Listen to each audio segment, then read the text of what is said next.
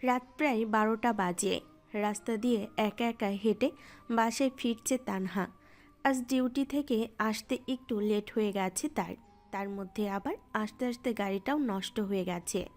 তাই পায়ে হেঁটেই বাসায় আসছে তানহা। শীতের দিন, চারিদিক নির্জন, রাস্তা হালকা মৃদু বাতাস যেন আবহাওয়াটাকে ঠান্ডা করে তুলেছে। এই এলাকায় নতুন তানহা, ভালোভাবে এখনও সব কিছু চিনে না সে। তার পকেটে একটা রিভলভার থাকা সত্ত্বেও কেন যেন ভয় হচ্ছে তানহার। ভয় হওয়ারই কথা, কারণ সে একটা মেয়ে আর চারিদিকে নির্জন, আশেপাশে কেউ নেই বললেই চলে। রাস্তা দিয়ে তাড়াতাড়ি ভয়ে ভয়ে হেঁটে যাচ্ছে তানহা। হাঁটতে হাঁটতে রাস্তার মোড়ে আসতেই দেখে দুইটা ছেলে। তানহা তাদের দেখে জোরে জোরে হাঁটতে শুরু করে। তানহা পিছনে তাকিয়ে দেখে ছেলে দুইটা তার পিছনেই আসছে। এটা দেখে তানহা তার হাঁটার গতি আরও বাড়িয়ে দেয়। এমন সময় ছেলে দুইটার মধ্যে একটা ছেলে দৌড়ে তানহার সামনে চলে আসে আর একটা পিছনে। তখন তানহা বলে, দেখ, আমার পথ ছাড়, না হলে কিন্তু খারাপ কিছু হয়ে যাবে এখানে। এত তাড়াহুড়া করো না মামুনি, বাসায় তো যাবে, তার আগে আমাদের একটু খুব খুশি করে যাও। তোদের খুশি আমি বের করছি, তোরা হয়তো আমার ড্রেসের দিকে তাকাসনি, ভালো করে দেখ আমি কে। তানহার কথা শুনে ছেলে দুইটা তানহার দিকে তাকিয়ে দেখে পুলিশের ড্রেস পরা। এটা দেখে ছেলে দুইটা হেসে দেয়। ছেলে দুইটার হাসি দেখে তানহা এবার একটু ভয় পেয়ে যায়।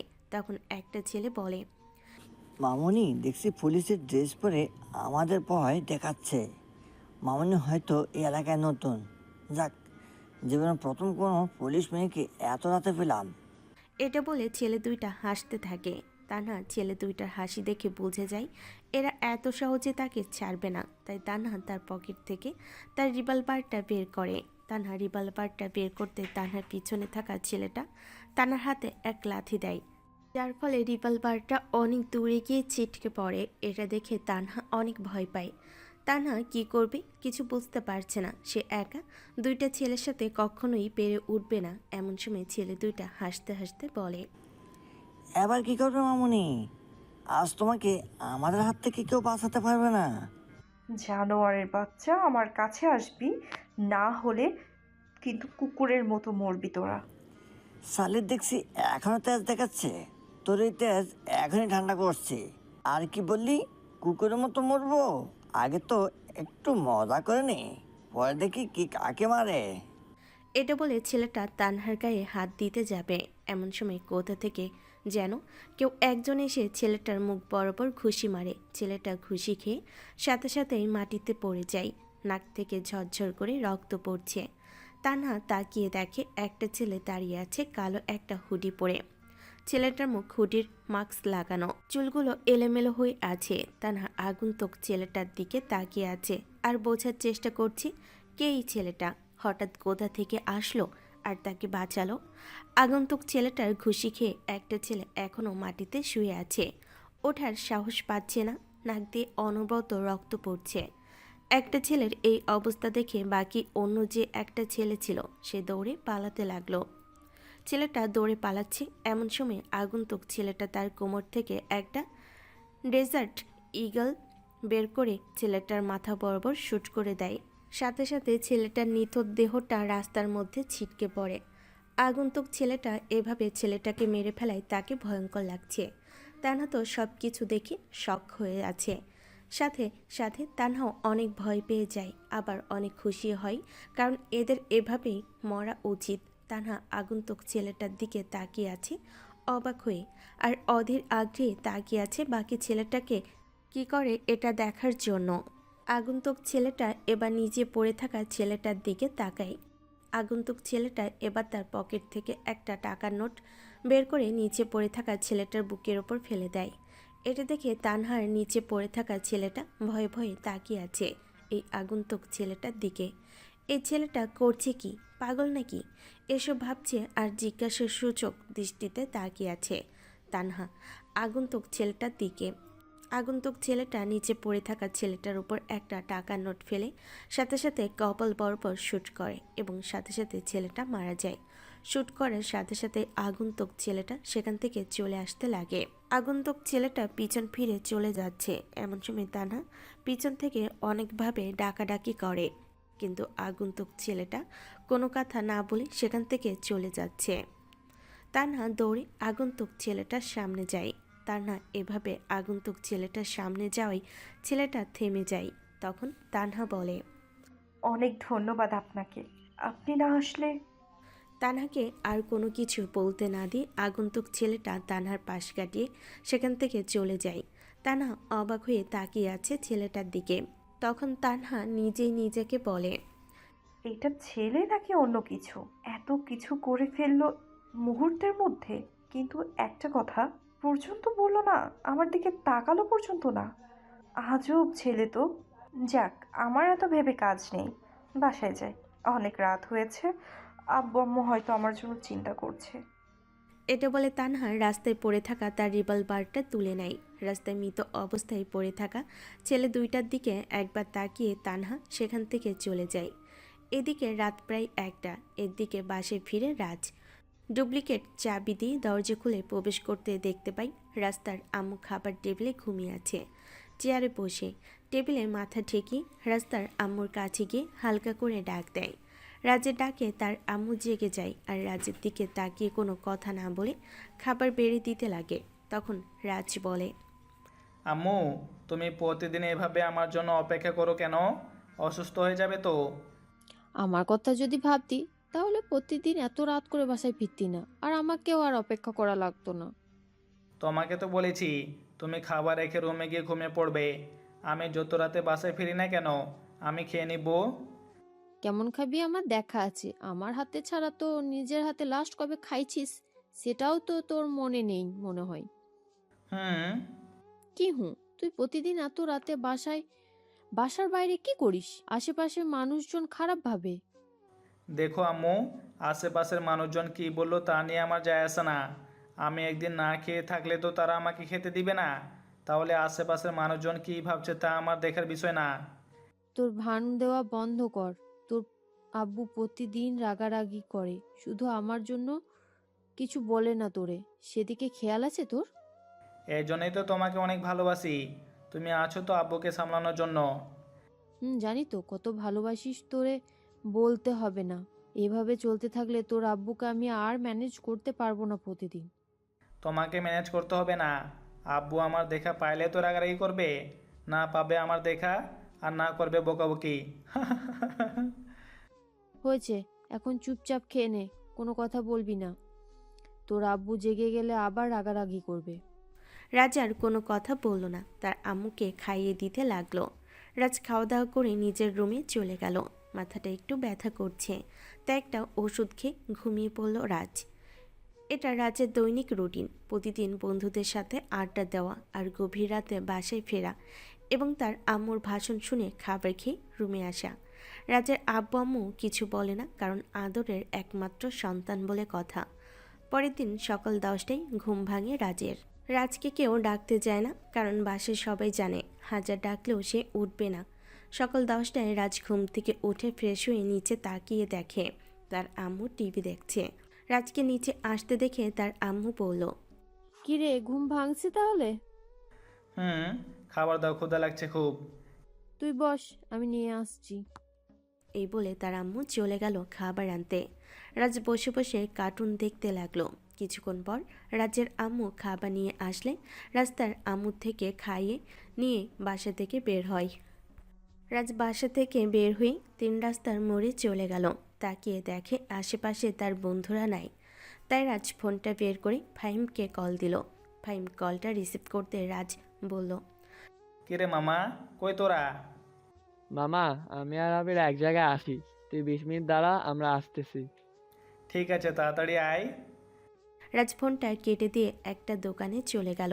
সেখান থেকে একটা সিগারেট নিয়ে সিগারেট খেতে লাগলো আর ফাহিম আবিরের জন্য অপেক্ষা করতে লাগলো। এদিকে এই এলাকায় নতুন জয়েনিং হওয়ায় তানহা পুরো এলাকাটা ঘুরে ঘুরে দেখছে গাড়ি নিয়ে। তানহা গাড়ি করে ঘুরতে ঘুরতে তার চোখ গেল একটা দোকানে। তানহা তাকিয়ে দেখে একটা ছেলে দোকানের দিকে মুখ করে তাকিয়ে আছে আর তার পরনে কাল রাতের সেই সেম ড্রেস। তানহা এই ড্রেস আপ দেখে গাড়িটা থামিয়ে দিল আর সেদিকে যেতে লাগলো। তানহা ছেলেটার কাছে এসে পিছন থেকে বলল, এই ছেলে শোনো। রাজের মুখে সিগারেটের ধোঁয়া। তানহা কাশতে থাকে কিন্তু রাস্তায় সিগারেট খাওয়া থামাচ্ছে না। এমন সময় তানহা রেখে রাজের মুখ থেকে সিগারেটটা নিয়ে নিচে ফেলে দেয়। তা দেখে রাজ বলল, এটা কি হলো? এই ছেলে, এটা কি সিগারেট খাওয়ার জায়গা? এখানে কোথাও তো লেখা নেই যে এখানে সিগারেট খাওয়া যাবে না। আর থাকলেই বা কি, রাজ কাউকে মেনে চলে না। তুই দেখছি আসলেই বেয়াদব একটা ছেলে। এই মেয়ে, চেনা নেই জানা নেই ডাইরেক্ট তুই করে বলতেছেন? অসভ্য মেয়ে কোথাকার, কমন সেন্স নেই নাকি? কি? আমার কমন সেন্স নাই? বেয়াদব বখাটে ছেলে, একে তো নিজে অন্যায় করেছো, তার উপর আবার বড় বড় কথা। আমি আবার কি অন্যায় করলাম? সিগারেট খাওয়া কি অন্যায়? সিগারেট খাওয়া যদি অন্যায় হয় তাহলে আবার সেই অন্যায়টা করছি। দেখি কি করতে পারেন। এই মামা, 2টা সিগারেট দাও তো। রাজ দোকান থেকে 2টা সিগারেট নিয়ে একসাথে 2টা সিগারেট জ্বালাই। সিগারেট 2টাই একটা টান দিয়ে পুরো ধোঁয়া তানহার মুখের দিকে মারে, যার ফলে তানহা আবারও কাশতে শুরু করে। তানহার কাশি দেখে রাজ আবার একটু ধোঁয়া তানহার দিকে মারে। তানহা এবার রেগে গিয়ে রাজকে ঠাস ঠাস করে 2টা থাপ্পড় মেরে দিয়ে বলল, চল আমার সাথে, পুলিশের সাথে বেয়াদবি করার মজা আজ তোকে ভালোভাবে বোঝাবো। এই বলে তানহা রাজের কলারে হাত দেয়। রাজের কলারে হাত দেওয়াতে রাজ রেগে যায় আর এক ঝটকায় কলার ছাড়িয়ে নেয় আর বলে, এই মেয়ে, তোর সাহস তো কম না? থাপ্পড় মেরে আবার কলার ধরেছিস? তোর ভাগ্য ভালো তুই মেয়ে, না হলে এতক্ষণে হসপিটালে বেডে থাকতি। কে হসপিটালে বেডে থাকবে তার সময়ই বলবে। চল আমার সাথে। আপনার সাথে যাব মানে? হুম, আমার সাথে থানায় চল। তোর এমন অবস্থা করব আর পুলিশের সাথে কোনোদিন বেয়াদবি করবি না। বেয়াদবির দেখেছেন কি? আমি হলাম আনলিমিটেড বেয়াদব, যা সময়ের সাথে সাথে দেখতে পারবেন। তোর বেয়াদবি আমি বের করছি। চল আমার সাথে থানায়। ও তাই? তা কী জন্য আমাকে থানায় নিয়ে যাওয়া হচ্ছে? কোনো কারণ ছাড়া বা অপরাধ ছাড়া এভাবে ধরে নিয়ে যেতে পারেন না, এটা নিশ্চয় জানা আছে। ইফটিজিংয়ের দায়ে। ইফটিজিং? মানে আমি আবার কোন মেয়েকে ইফটিজিং করলাম? একটু আগে যে আমাকে ইফটিজিং করলে, এটা এক প্রকার ইফটিজিং। আর তোকে বোঝাবো পুলিশের সাথে বেয়াদবি করার ফল। আমি যে আপনাকে ইফটিজিং করলাম তার প্রমাণ কি? তোর প্রমাণ লাগবে না, চল থানায়, তোর প্রমাণ আমি বের করতেছি। এটা বলে তানহা রেগে গিয়ে রাজের হাতে হ্যান্ডকাপ লাগাতে লাগলো। তখনই রাজ ছাড়িয়ে নিয়ে বলল, হাত ছাড়ুন, হ্যান্ডকাপ লাগাতে হবে না, আমি এমনিই যাচ্ছি। এই বলে রাজ গাড়িতে গিয়ে বসে পড়ল। তানহা ড্রাইভ করে থানায় নিয়ে চলে এলো। রাজকে লকআপের কাছে নিয়ে এসে এক ধাক্কা দিয়ে লকআপের ভিতর ঢুকিয়ে দিয়ে লকআপটা লক করে দিল। তখন রাজ বলল, লকআপে তো পুড়ে দিলেন, কিন্তু আটকে রাখতে পারবেন তো? সেটা তো সময়ই বলবে। সাহস থাকলে আমার আব্বুর নাম্বারে কল দেন। ওয়েট, দেখি তোর আব্বু কি করতে পারে। তবে একটা কথা, এখানে তোর আব্বু তো দূরের কথা, মিনিস্টার নেমে এলেও তোর ছাড়বো না আমি। তানহা তার ফোনটা বের করে রাজের থেকে নাম্বার নিয়ে রাজের আব্বুকে ফোন দিয়ে লাউড স্পিকার দিয়ে একবার রিং হতেই ফোনটা কেটে দিল। আবার ফোন দিলে তার আব্বু ফোনটা রিসিভ করে। তখন তানহা বলে, আসসালামু আলাইকুম আঙ্কেল। ওয়ালাইকুম আসসালাম। কে তুমি? মা, চিনতে পারলাম না। আমাকে আপনি চিনবেন না, আপনার বখাটের ছেলে রাজ রাস্তার সাইডে দাঁড়িয়ে সব মেয়েদেরকে ইফটিজিং করে, তাই তাকে থানায় ধরে আনা হয়েছে। এই নিন, কথা বলুন। এ বলে তানহার ফোনটা রাজের কাছে নিয়ে গেল। রাজ তো চোখ বড় বড় করে তানহার দিকে তাকিয়ে আছে। তখন রাজ তার আব্বুকে বলল, বিশ্বাস করো আব্বু, আমি এমন কিছু করি নাই। জাস্ট 10 মিনিটের মধ্যে আমাকে এখান থেকে বের করো। বিশ্বাস করব? তাও আবার তোকে? কখনোই না। তোরে অনেকবার ছাড়িয়েছি আমি, কিন্তু এবার আর না, কারণ তুই মেয়েদের ইপটিজিং করিস এটা জানতাম না। এবার তোর একটা শিক্ষা হওয়া দরকার। বিশ্বাস করো আব্বু, আমি এমনটা করি নাই। উনি মিথ্যা কথা বলছে। একজন পুলিশের তো আর ঠেকা নেই যে তোরে এমনি এমনি ধরে নিয়ে আসবে। তোর একটা শিক্ষা হওয়া উচিত। থাক তুই ওইখানে। আব্বু, আম্মু কিন্তু আমার জন্য চিন্তা করবে। তোর আম্মুরে আমি সামলে নিব। 2 দিন ওইখানে থাক, এমনি ঠিক হয়ে যাবে। আর তোরে যেন এই 2 দিনে সোজা করে দেয় সেটা আমি বলে দিচ্ছি। আব্বু কাজটা কিন্তু ঠিক করতেছো না, সময় কিন্তু আমারও আসবে। কাজটা আমি 100% ভালো করেছি। আর এটা শুনলে তো আম্মুও খুশি হবে মনে হয়, কারণ তোর একটা শিক্ষা হওয়া উচিত। 2 দিন থাক, এমনি ঠিক হয়ে যাবি, তারপর আমি গিয়ে নিয়ে আসবো। চিন্তা করবেন না আঙ্কেল, আমি এই 2 দিনে সোজা করে দিব, যেন কারোর সাথে বেয়াদবি করতে না পারে। ঠিক আছে মা, একটু ভালোভাবে আদর যত্ন করে দিও তো, আমরা তো আর কিছু করতে পারি না। ঠিক আছে আঙ্কেল। আব্বু আমার কিন্তু রাগ করতেছে, আমাকে এখান থেকে নিয়ে যাবে কি না বলো। রাজের আব্বু কোনো রেসপন্স না করে ফোনটা কেটে দিল। ফোনটা লাউড স্পিকারে থাকায় সব কথা তানহা শুনেছে। সব কথা শুনে তানহা বলল, কি রে, এখন কি করবি? হাওয়া শেষ? আর একটা নাম্বার তুলুন। চান্স ওই একবার, আর কাউরে কল দিতে পারবি না। জাস্ট তোর পরিবারকে জানানো প্রয়োজন ছিল, তাই ফোন দিলাম, না হলে আবার চিন্তা করতো। আপনি মিথ্যা কথা বললেন কেন? আমি কোনো মেয়েকে কখনো ডিস্টার্ব করি না। এমনি খারাপ হতে পারি, কিন্তু মেয়েদের সম্মান করি। তা তো তোর ব্যবহারেই দেখতে পাচ্ছি তুই কেমন। যে সম্মানের যোগ্য আমি তাকেই সম্মান করি। তার মানে তুই বলতে চাচ্ছিস আমি সম্মানের যোগ্য না? না। দেখলি তো তোর আব্বু কি বলল? তোর একটা শিক্ষা পাওয়া দরকার। আর আমারে তোকে সোজা বানানোর পারমিশনও দিয়ে দিল। এই 2 দিনে তোকে সোজা করে দিব। আমার সাথে বেয়াদবি করা না। আমার আব্বু কিন্তু আর একটা কথাও বলেছে। কি কথা?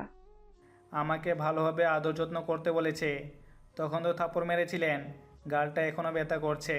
নেন এবার আদর করে দেন, একটা কিস দেন। এটা বলে রাস্তার গালটা তানহার দিকে বাড়িয়ে দিল।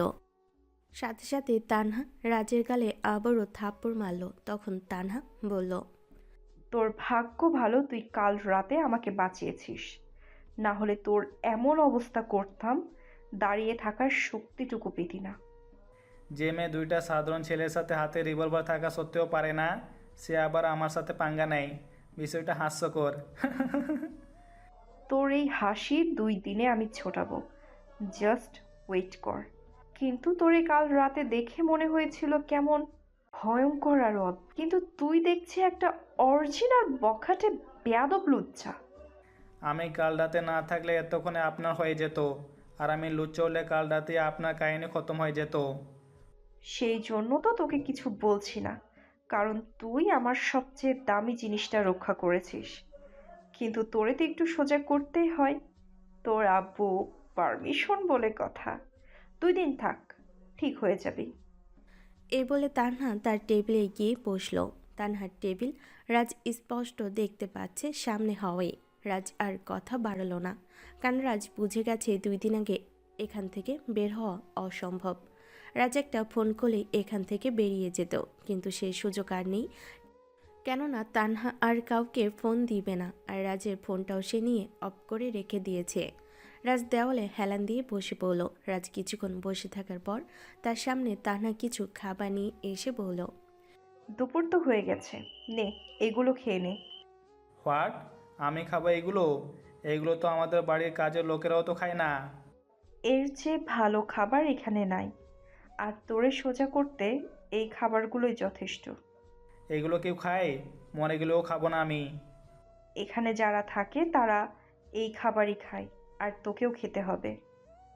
অসম্ভব। আমার ওয়ালেটে টাকা আছে, সেখান থেকে নিয়ে বাইরে থেকে কিছু খাবার কিনে আনুন আমার জন্য। তোরে কি আমার চাকর মনে হয়? তোর খাবার আমি নিয়ে আসবো? তাহলে আমার ফোনটা দিন, আমার ফ্রেন্ডে ফোন করে খাবার আনতে বলি। সেটাও সম্ভব না। তোকে এই খাবারগুলোই খেতে হবে এই 2 দিন। এর চেয়ে ভালো খাবার পাবি না। আমি না খেয়ে থাকবো, তবু এগুলো খাবো না। আপনি নিয়ে যান এগুলো। পেটে টান পড়লে সব খাবি। এই খাবারগুলো রেখে গেলাম, পেটে টান পড়লে খেয়ে নিস। আর আমিও দেখি কতক্ষণ না খেয়ে থাকতে পারিস। এই বলে তানহা খাবারগুলো রেখে তার টেবিলে গিয়ে বসলো আর কিছু ফাইল ঘাঁটতে লাগলো। রাজ বসে তানহার দিকে তাকিয়ে আছে। এভাবেই দুপুর গড়িয়ে বিকেল হয়ে গেল, কিন্তু রাজ কিছু মুখে তুলছে না। রাজের অনেক খিদে পাওয়া সত্ত্বেও রাজ খাচ্ছে না, কারণ রাজ একবার যেটা বলে সেটাই করে। রাজকে এভাবে না খেয়ে থাকতে দেখে তানহা অবাক হচ্ছে, কারণ সকাল থেকে প্রায় বিকেল হয়ে গেল কিন্তু রাজ খাবারগুলোর দিকে তাকাচ্ছে না পর্যন্ত। রাজের মুখ দেখে বোঝা যাচ্ছে রাজের খিদে পেয়েছে, কিন্তু তানহার দেওয়া সেই খাবারগুলোর দিকে রাজ তাকাচ্ছে না। তখন তানহা রাজের সামনে এসে বলল, রাজের খিদে থাকা সত্ত্বেও রাজ খাচ্ছে না। অনেকক্ষণ হলো রাজ সিগারেট খেতে পারছে না। রাজের প্রচুর সিগারেটের প্যারা উঠেছে, কিন্তু কিছু বলতেও পারছে না। তখন তানহা রাজের সামনে এসে বলল, কিরে, খাবারগুলো খাচ্ছিস না কেন? দেখে তো মনে হচ্ছে খুব খিদে পেয়েছে তোর। খিদে তো পেয়েছে, কিন্তু এইগুলো তো আমি খাবো না। তোকে এইগুলোই খেতে হবে। এত ঝামেলা না করে চুপচাপ খেয়ে নে, না হলে না খেয়ে মর। আমি খাবো না এগুলো। একটা কাজ করেন, আমাকে খাবার এনে দিতে হবে না, একটা সিগারেট এনে দিলেই চলবে। রাজের কথাটা শোনা মাত্রই তানহা রেগে যায়। তানহা রেগে গিয়ে ভিতরে এসে রাজের গালে ঠাস করে একটা চর বসিয়ে দিয়ে বলল, তোর মুখ থেকে যেন নেক্সট টাইম সিগারেটের কথা না শুনি, কথাটা যেন মাথায় থাকে। এটা বলে তানহা বেরিয়ে গেল। রাজ গালে হাত দিয়ে দাঁড়িয়ে আছে। রাজ ভাবতে পারেনি সামান্য সিগারেট চাওতে এতটা রেগে যাবে তানহা। রাজ আর কিছু না বলে দেওয়ালে হেলান দিয়ে ঘুমানোর চেষ্টা করলো, কারণ অনেক ক্লান্ত হয়ে আছে। তানহাও থানা থেকে বেরিয়ে পড়ল। চারদিকে এলাকাটা একটু চক্কর দিতে প্রায় সন্ধ্যা হয়ে গেল। তানহা থানায় এসে দেখে রাজ দেওয়ালে হেলান দিয়ে ঘুমিয়ে গেছে, আর তার পাশে খাবারগুলো যেমন অবস্থায় ছিল ঠিক তেমন অবস্থায় আছে। রাজ তাতে হাত পর্যন্ত দেয়নি। তানহা বুঝতে পেরেছে হাজার চেষ্টা করলেও রাজকে এগুলো খাওয়াতে পারবে না। রাজ যা বলে তাই করে। তানহা রাজকে অনেক ডাকাডাকি করলো, কিন্তু রাজের ঘুম ভাঙছে না। তখন তানহা ভিতর ঢুকে রাজের মুখে পানি মারতে রাজ জেগে যায়। রাজ উঠে তানহার দিকে করুণ দৃষ্টিতে তাকিয়ে আছে। তানহা রাজের এই অবস্থা দেখে ফিক করে হেসে দিল, আর রাজ তানহার হাসির দিকে অপলক দৃষ্টিতে তাকিয়ে রইল। তানহা হাসতে হাসতে বলল, তোর তাকানো দেখে মনে হচ্ছে কোনো এক ক্ষুধার্ত কুকুর 7 দিন ধরে রুটি পায়নি। উফ, কি সুন্দর কি? আপনার হাসি দেখে তো ক্রাশ খেয়ে গেলাম। আহ, কি সুন্দর হাসি। আপনারই আমার বউ বানাবো। তুই তো দেখছি আচ্ছা ফাজিল, জেলের ভিতরে ঢুকেও ফ্ল্যাট করিস। ফ্লার্ট করলাম কই? আমি তো সব সত্যি বললাম। আপনার হাসি আমার মনে ধরেছে। বিয়ে করলে আমি আপনাকেই করব। সেই স্বপ্ন বাদ দে। আমি কেন, কোনো মেয়েই কেন, তোকে কেউই বিয়ে করবে না। আর আমাকে বিয়ে করা তা তো বিলাসিতা। বিয়ে একদিন আমি আপনাকেই করব। তুই তো দেখছি একটা বেয়াদব। ভেবেছিলাম তোর কিছু খাবার কিনে এনে দিতে, কিন্তু তার হলো না। এ বলে তানহা রাজের কাছ থেকে চলে আসতে যাবে, এমন সময় রাজ করুণ সুরে বলল, এমন করো না জান, প্লিজ খাবার এনে দাও। খুব ক্ষুধা পাইছে। আমি মরে গেলে তোমার কি হবে বলো? তোরে তো আমি। সরি সরি, আমি তো মজা করছিলাম। এখন কিছু খাবার এনে দেন না প্লিজ, খুব ক্ষুধা পাইছে। এবারের মতো মাফ করে দিলাম। বল কি খাবি? বেশি কিছু না, এক প্যাকেট বিরিয়ানি, আর একটা কোক, আর একটা সিগারেট। আবার সেই সিগারেট? এবার যদি তোর মুখ থেকে সিগারেটের কথা শুনি খুন করে ফেলবো তোকে, বলে দিলাম। সিগারেট পাবি না তুই। 20 মিনিট দ্বারা বিরিয়ানি আর কোক আনছি। এই বলে তানহা চলে গেল বিরিয়ানি আনতে। প্রায় 20 মিনিট পর তানহা বিরিয়ানি আর কোক নিয়ে এসে রাজের জন্য। রাজকে বিরিয়ানি আর কোক দিতে রাজ অসহায় দৃষ্টিতে তাকিয়ে রইল তানহার দিকে। তখন তানহা বলল, আবার কি হলো? খাইয়ে দেন না প্লিজ। ফাইজলামি করিস আমার সাথে? এমন একটা থাপ্পড় মারবো না সোজা হয়ে যাবি। আমি তো নিজের হাত দিয়ে খাই না, আমারে আম্মু প্রতিদিন খাইয়ে দেয়। এখানে তো আম্মু নেই, তাই আপনারে বললাম খাইয়ে দিতে। তুই কি মেয়ে মানুষ, তোকে খাইয়ে দিতে হবে?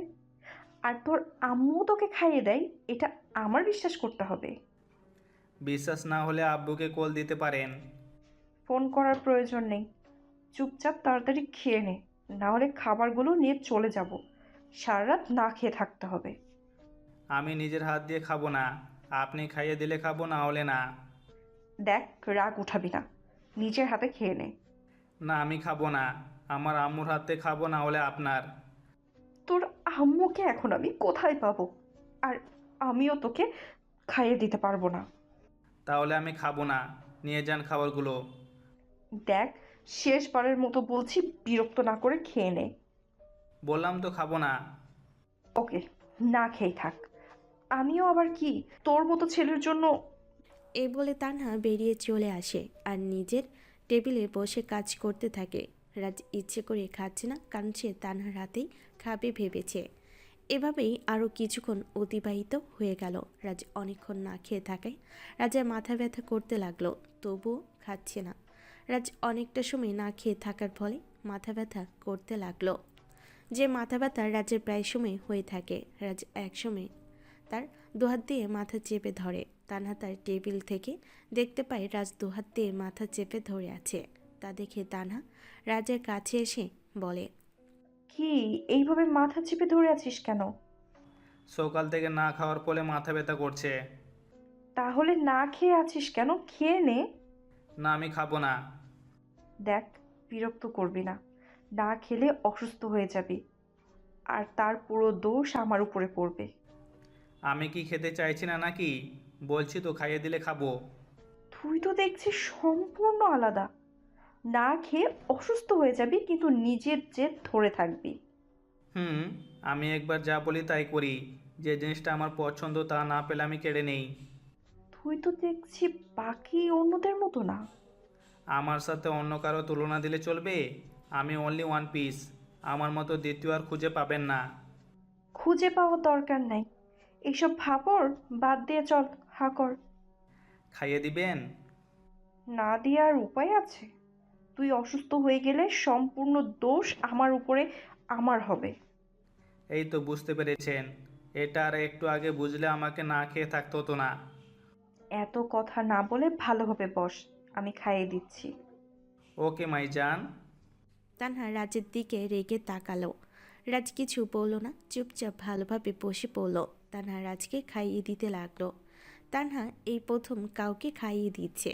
তানহা ভালোভাবে রাজকে খাইয়ে দিতে পারছে না, তবু রাজ তানহার হাতে খাবার খাওয়া অনুভব করছে। বিয়ে করলে আমি আপনাকেই করব পুলিশ ম্যাম। বিয়ের পর খাবার খেলে আমি আপনার হাতেই খাবো। রেডি হন এই রাজকে সারা জীবন খাইয়ে দেওয়ার জন্য। কি রে, কি বিড়বিড় করছিস? ভাবছি আপনাকে বিয়ে করলে আমার দুই দিক থেকে লাভ হবে। মানে? আপনাকে বিয়ে করলে প্রথমত আমাকে কেউ ধরে আনবে না পুলিশ নির্ভর বলে কথা। আর দ্বিতীয়ত আপনার হাতে খাইয়ে নিতে পারবো। তোর মতো বকাটাকে আমি বিয়ে করব? আমি কেন, কোনো মেয়েই বিয়ে করবে না। কেন? আমি কি দেখতে খারাপ? তোর ব্যবহার, চরিত্র দুটোই খারাপ। কি? আমার চরিত্র খারাপ? আপনি জানেন আজ পর্যন্ত কতগুলো প্রপোজাল পাইছি আমি। আমি ইচ্ছা করলে কতগুলো মেয়ের সাথে ইটিস পিটিস করতে পারতাম।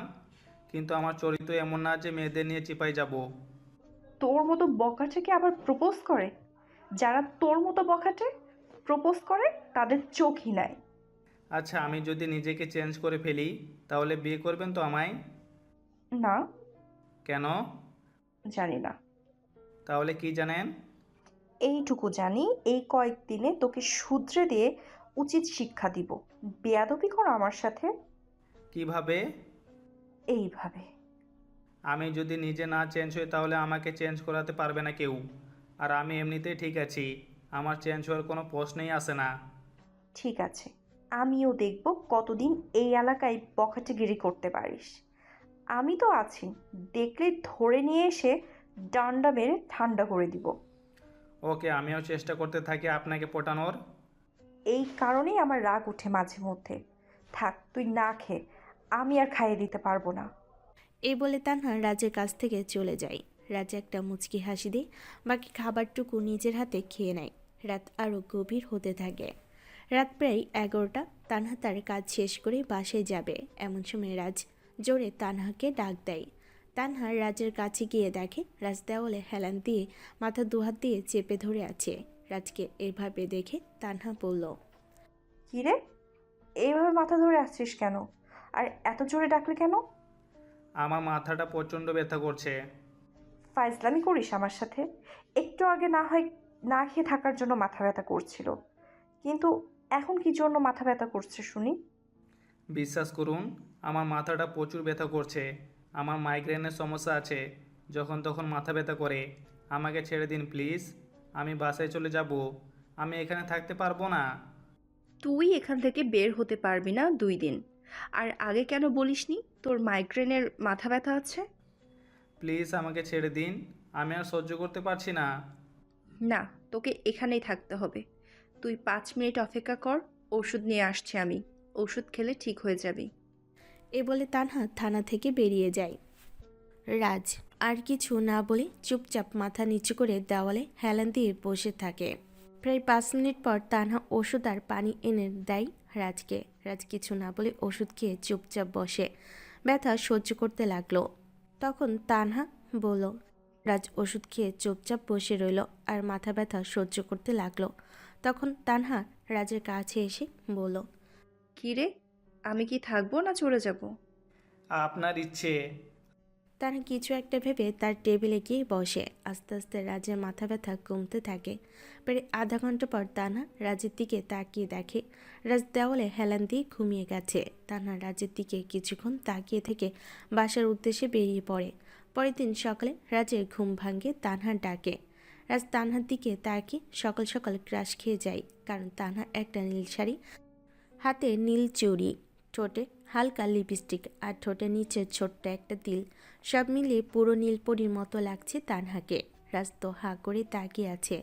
রাজকে এভাবে তাকিয়ে থাকতে দেখে তানহা লজ্জা পেয়ে বলল, কি রে, কি দেখছিস? আপনাকে মানে আমার হবু বউকে পুরাই নীলপরি লাগছে। সকাল সকাল মুড খারাপ করবি না।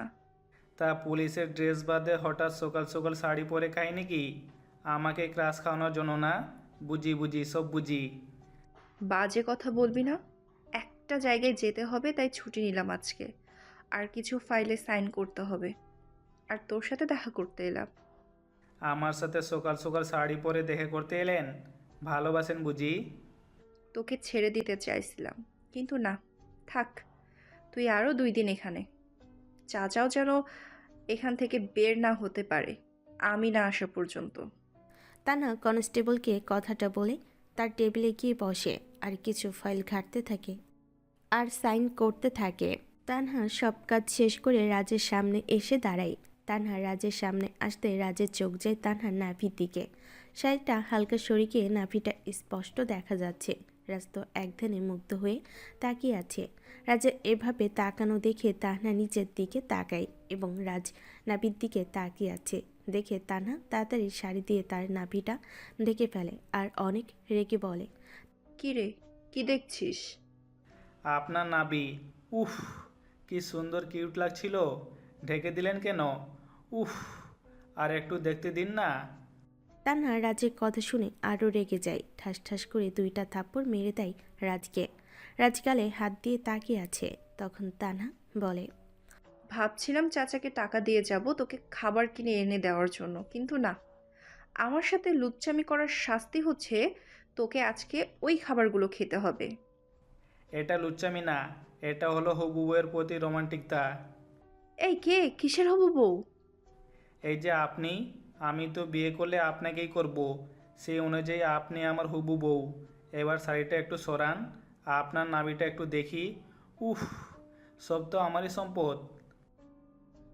তানহা ঠাস করে রাজকে একটা থাপ্পড় মেরে কোনো কথা না বলে হনহন করে চলে যায়। রাজ তখন গালে হাত দিয়ে কনস্টেবল চাচাকে বলে, চাচা, এই মেয়ে কোথায় কোথায় এত থাপড় মারে কেন? সেটা তো আমিও ভাবছি। কি ভাবছেন? এই যে তুমি মাসে অন্তত 2বার এখানে আসো আর তোমার আব্বু ছাড়িয়ে নিয়ে যায়, এইবার কি জন্যে এখানে সেটাই ভাবছি। আরে চাচা, আপনি তো জানেন আমি ইচ্ছা করলে কালকে এখান থেকে বেরিয়ে যেতে পারতাম। কেন যাইনি জানেন? কেন? এই যে আমি আপনার ম্যাডামকে ভালোবাসি। কি, মেয়েটা 2 দিন হলো এখানে এসেছে আর এর মধ্যে ভালোবেসে ফেলেছ? ইয়া বাত হে, তোমার জবাব নেই গুরু। হুম, আমাদের বিয়েতে আপনার দাওয়াত রইলো, আসবেন কিন্তু। মেয়েটাকে পটাতে পারলে না আবার বিয়ে, এটা যে পরিমাণে রাগী মনে হয় না তোমার দ্বারা কিছু হবে। তুমি তো আমাকে অনেক দিন ধরেই চেনো চাচা। এই রাত যেটা চাই সেটা পাই। আপনার ম্যাডামকে আমার পছন্দ হয়েছে মানে হয়েছে। যে কোনো মূল্যে আপনার ম্যাডামকে আমার লাগবে। তোমাদের অনেক সুন্দর মানাবে। Perfect couple. সত্যি চাচা, আর একটা কথা, কাল কই ছিলেন? কালকে দেখলাম না যে। কাল ছুটিতে ছিলাম, কিন্তু একটা জিনিস বুঝলাম না, তোমার আব্বু কেন তোমাকে ছাড়াতে আসেনি? সেটা বাসে গিয়ে দেখছি। দরজাটা খুলেন, আমি বাসে যাই। তা বললে তো হবে না, তোমাকে আমি ছেড়ে দেই আর ম্যাডাম আমাকে এসে ঝাড়ুক। আমি আছি তো, কিছু বলবে না। আমি কিছু জানি না, ম্যাডাম আসার আগে ছাড়তে মানা করছে, মানে আমি তোমাকে ছাড়তে পারবো না। রাজ কনস্টেবল চাচার কথা শুনে কিছু একটা আইডিয়া বের করতে থাকে। রাজ আগেও এখানে অনেকবার এসেছে, কিন্তু তার আব্বুর কারণে 20 মিনিটের মধ্যেই বের হয়ে গেছে। সেই সুবাদে রাজ কনস্টেবল চাচিকে অনেকটাই চিনে আর তার সাথে অনেকটাই ফ্রি। রাজের এইখানে থাকতে ভালো লাগছে না, তাই রাজ এখান থেকে কিভাবে বেরোবে তা ভাবতে লাগলো। তখন রাজ কিছু একটা ভেবে কনস্টেবল চাচাকে বলল, চাচা, আমার তো ক্ষুধা পাইছে। আপনি তো জানেন আমি এসব জেলের খাবার খাই না। তুমি 10 মিনিট অপেক্ষা করো, আমি বাইরে থেকে তোমার জন্য খাবার নিয়ে আসি। আরে চাচা, আপনাকে কষ্ট করতে হবে না। আমার ফোনটা একটু দেন, আমি আমার ফ্রেন্ডকে ফোন করে খাবার নিয়ে আসতে বলি। আমার কি গাধা পাইছো? তোমার বয়সটা আমি পেরিয়ে এসেছি, বুঝছো? তুমি তোমার ফ্রেন্ডেরকে ফোন করবে আর তারা অনেক ছেলেপেলে নিয়ে এসে তোমাকে এখান থেকে নিয়ে যাবে, আর আমি ম্যাডামের কাছ থেকে ঝাড়ি খাবো। আরে চাচা, আপনি ভুল বুঝতেছেন। এমনটা না, আমি জাস্ট কল করে খাবার আনতে বলবো। আমি এত কিছু জানি না, আমি তোমাকে ফোন দিতে পারবো না। তুমি 10 মিনিট দাঁড়াও, আমি বাইরে থেকে খাবার নিয়ে আনছি। আচ্ছা ঠিক আছে, কি আর করার। তবে 2টা সিগারেট নিয়ে আসিয়েন, একটা আপনার আর একটা আমার। একদিন হয়ে গেল সিগারেট মুখে দেই না, সিগারেটের পেরা উঠেছে খুব। তোমাকে বলতে হবে না, জানি। এই বলে কনস্টেবল চাচা চলে গেল বাইরে খাবার আনতে। রাজা আর কিছু না ভেবে হতাশ হয়ে বসে পড়ল। রাজের প্ল্যানটা কোনো কাজে দিল না। কনস্টেবল চাচা তার প্ল্যান ধরে নিয়েছে। রাজ বুঝে গেছে আজকে আর এখান থেকে বেরোতে পারবে না। কিছুক্ষণ পর কনস্টেবল চাচা খাবার নিয়ে আসে আর রাজ খেয়ে নেয়। তারপর রাজ আর কনস্টেবল চাচা সিগারেট খেতে লাগে। কোনো মতে রাজ পুরোটা দিন কাটিয়ে দেয়। রাত প্রায় 8টার সময় পুলিশ এর ইউনিফর্ম পরে তানহা আসে। তানহা সোজা রাজের কাছে এসে বলে, কী রে, আজকের দিনটা কেমন লাগলো চার দেওয়ালে বন্দি থেকে? কেমন লাগবে আবার, ভালোই তো, বিন্দাস। তা তো দেখতেই পাচ্ছি কি আর মন ভালো। আচ্ছা, তোর যেহেতু ভালো লাগছে সমস্যা নাই, আরও 2 দিন থাক। এই না না না, আমাকে ছেড়ে দিন। আমার ভালো লাগছে না একদম এখানে থাকতে। একটু আগেই তো বললি ভালো লাগছে। আরে আমি তো এমনি বললাম মজা করে।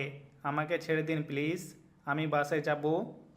সেটা সম্ভব না, কাল সকালের আগে ছাড়া পাবে না। আমার কষ্টটা একটু বোঝার চেষ্টা করেন। আপনি এখন বাসায় গিয়ে ঘুমাবেন, আর আমি এখানে বসে বসে মশা মারবো? অনেক কষ্টে কাল রাতটা পার করেছি। তোকে এখানেই থাকতে হবে, আর আমিও বাসায় যাচ্ছি না, কারণ আজকে নাইট ডিউটি আছে। তাহলে ঠিক আছে, সমস্যা নাই। আমি সারা রাত আপনার মুখের দিকে তাকে কাটিয়ে দিতে পারবো। তানহা রাজের কথা শুনে কিছু বলল না, কারণ তানহা জানে রাজকে কিছু বলে কাজ হবে না। তাই আর কোনো কথা না বাড়িয়ে তানহা তার টেবিলে বসে কাজ করতে থাকে। রাত প্রায় 11টা। রাজ এখনও জেগে আছে। তানহা রাজের দিকে একবার তাকিয়ে থানা থেকে বেরিয়ে যায়। রাজা আর কিছু না ভেবে দেওয়ালে হেলান দিয়ে চোখ বন্ধ করে ঘুমানোর চেষ্টা করে। বেশ কিছুক্ষণ পর রাজের কানে একসাথে কয়েকজনের কণ্ঠ ভেসে আসে। রাজ চোখ খুলে তাকিয়ে দেখে তানহা 2টা ছেলেকে ধরে নিয়ে এসেছে, হাতে হ্যান্ডকাপ লাগিয়ে। ছেলে 2টা রাজের দিকে পিছন ফিরে থাকায় রাজ ছেলে 2টার মুখ দেখতে পাচ্ছে না। এমন সময় তানহা ছেলে 2টাকে রাজের লকআপে ঢুকিয়ে দেয়। লকআপটা লক করে দিয়ে চলে যায়। ছেলে 2টা পিছনে ফিরে রাজকে দেখে রাজের দিকে তাকিয়ে রইল, আর রাজ ছেলে 2টার দিকে। ছেলে 2টা আর কেউ নয়, রাজের বেস্ট ফ্রেন্ড আবির আর ফাহিম। রাজ ফাহিম আর আবিরের দিকে তাকিয়ে ভাবছে এরা এখানে কেন। আবির আর ফাহিমও সেম কথাই ভাবছে, রাজ এখানে কেমনে। তখন ফাহিম বলল, কি রে, সেই যে 2 দিন আগেও 3 রাত মনে আসতে বলে উধাও হয়ে গেলি। আর নাই, তোর বাসায় গেলে তোর আব্বু আম্মুও কিছু বললো না। এখন দেখতেছি তুই এখানে কেমনে কি? আমারও তো একই প্রশ্ন, তোরা এখানে কেন? আর বলিস না মামা, পাশের এলাকার একটা ছেলের সাথে ঝামেলা লাগছিল। মাইটটা দিছি সেই রকম, হালায় সারা জীবন মনে রাখবে। মারতে মারতে এই পুলিশ মেয়েটা সেখানে কেমনে যেন চলে আসে, ছেলেটাকে তুলে হসপিটালে পাঠিয়ে দেয়, আর আমাদের এখানে। এত রাতে মারামারি করার কি দরকার ছিল? আমি আসি তারপর একসাথে মারতাম। তোর আশা করলে হয়তো না, 2 দিন ধরে নাই। আচ্ছা যাই হোক, এখন বল তুই এখানে কেন? কি আর বলবো দোস্ত, এই পুলিশ ম্যামের মুখে সিগারেটের ধোঁয়া মারছিলাম, যার ফলে আমি এখানে। এই সামান্য কারণে 2 দিন ধরে এখানে।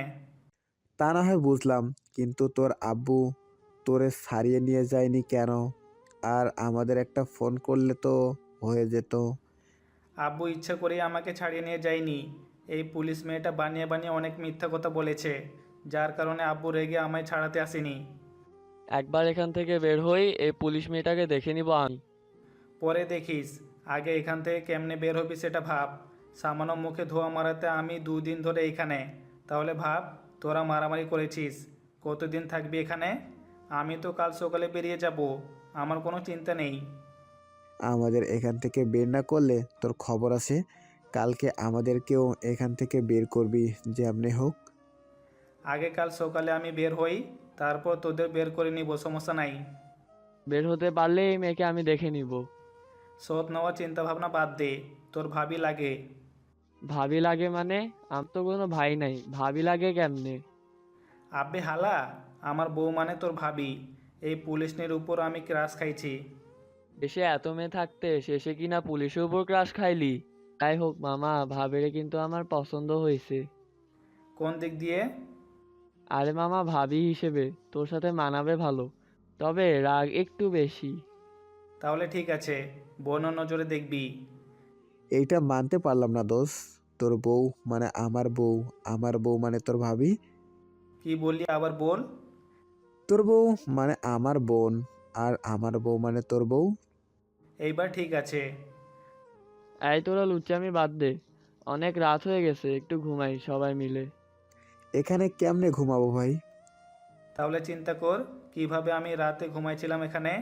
একটা কাজ কর, তোরা দেওয়ালে হেলান দিয়ে ঘুমিয়ে যা, আর আমি আমার বউকে দেখি। এই বলে রাজ তানহার দিকে তাকালো। রাজ তানহার দিকে তাকিয়ে দেখে তানহা এখনো জেগে আছে, মাথা নিচু করে কি যেন কাজ করছে। রাজ গালে হাত দিয়ে তানহার দিকে একধানে তাকিয়ে রইল, আর কল্পনার জগতে তানহাকে নিয়ে অনুভূতি সৃষ্টি করতে লাগলো।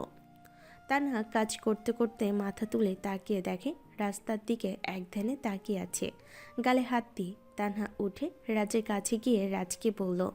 রাজ তানহার দিকে একধানে তাকিয়ে আছে। তানহা এইটা দেখে একটু লজ্জা পেয়ে রাজের সামনে এসে দাঁড়ায়। রাজ তানহাকে দেখতে ব্যস্ত, তানহাও কিছু বলছে না, ইচ্ছে করে রাজের সামনে এসে দাঁড়িয়ে আছে, আর সেও রাজের দিকে তাকিয়ে আছে। তখন তানহা বলল, এইভাবে তাকিয়ে না থেকে ঘুমা, অনেক রাত হইছে। আমার ঘুম আসছে না, আপনি ঘুমাবেন না? সেটা তোর ভাবতে হবে না, তুই এখন ঘুমা, কাল সকালে তোরে ছেড়ে দিব। একটা কথা বলবো, রাখবেন? রাখার মতো হলে রাখবো, এখন বল কি বলবি। আমি তো গত 2 দিন ধরে এখানে বন্দি আছি। এই 2 দিনের 1 সেকেন্ডের জন্য বাইরে যেতে পারি নাই। তাই বলছিলাম কি, চলেন না দুজনে মিলে একটু বাইরে থেকে হেঁটে আসি। একটুও ভালো লাগছে না আমার এখানে। এখন কি হাঁটার সময়? রাত কয়টা বাজে খেয়াল আছে? সমস্যা নাই, এখানে ঘুম আসছে না, একটু হেঁটে আসলে ভালো লাগবে।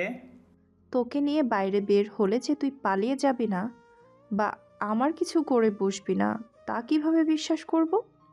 সেদিন রাতে আপনাকে একা পেয়েও যেখানে কিছু করি নাই, তাহলে এইটুকু বিশ্বাস করতে পারেন।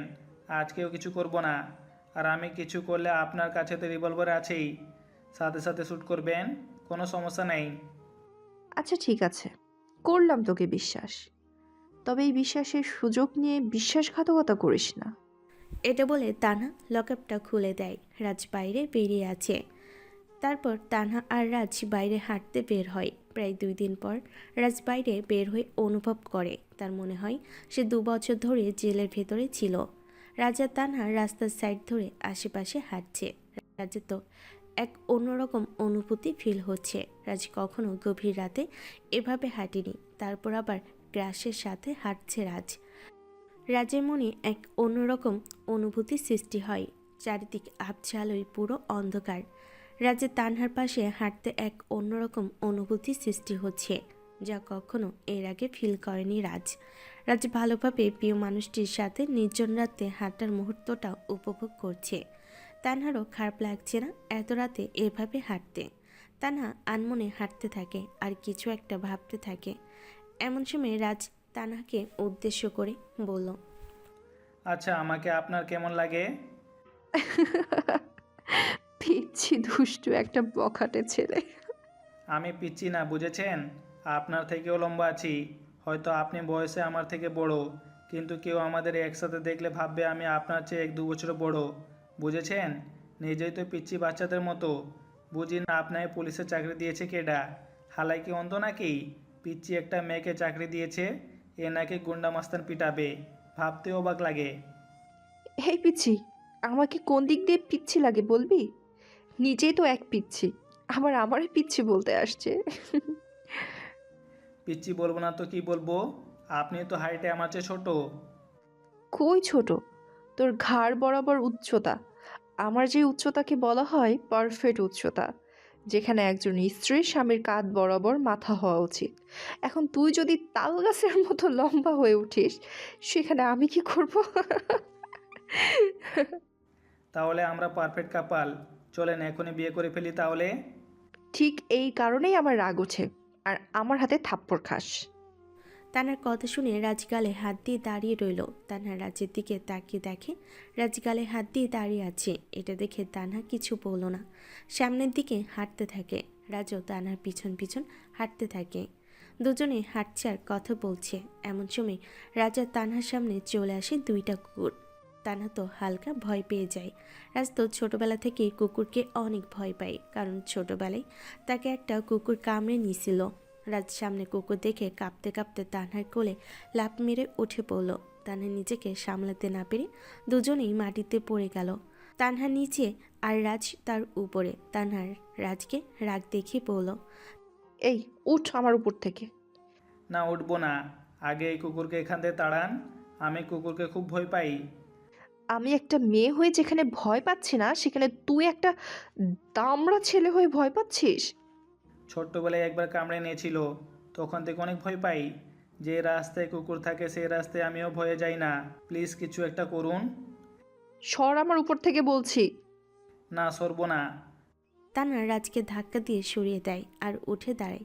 তানহা উঠে দাঁড়াতে রাজ উঠে তানহার পিছনে এসে লুকায়। তানহা কুকুরটাকে তাড়ানোর চেষ্টা করে। বেশ কিছুক্ষণ পর কুকুরটা সেখান থেকে চলে যায়। কুকুরটা চলে যাওয়াতে তানহা আর রাজ হাঁপ ছেড়ে বাঁচে।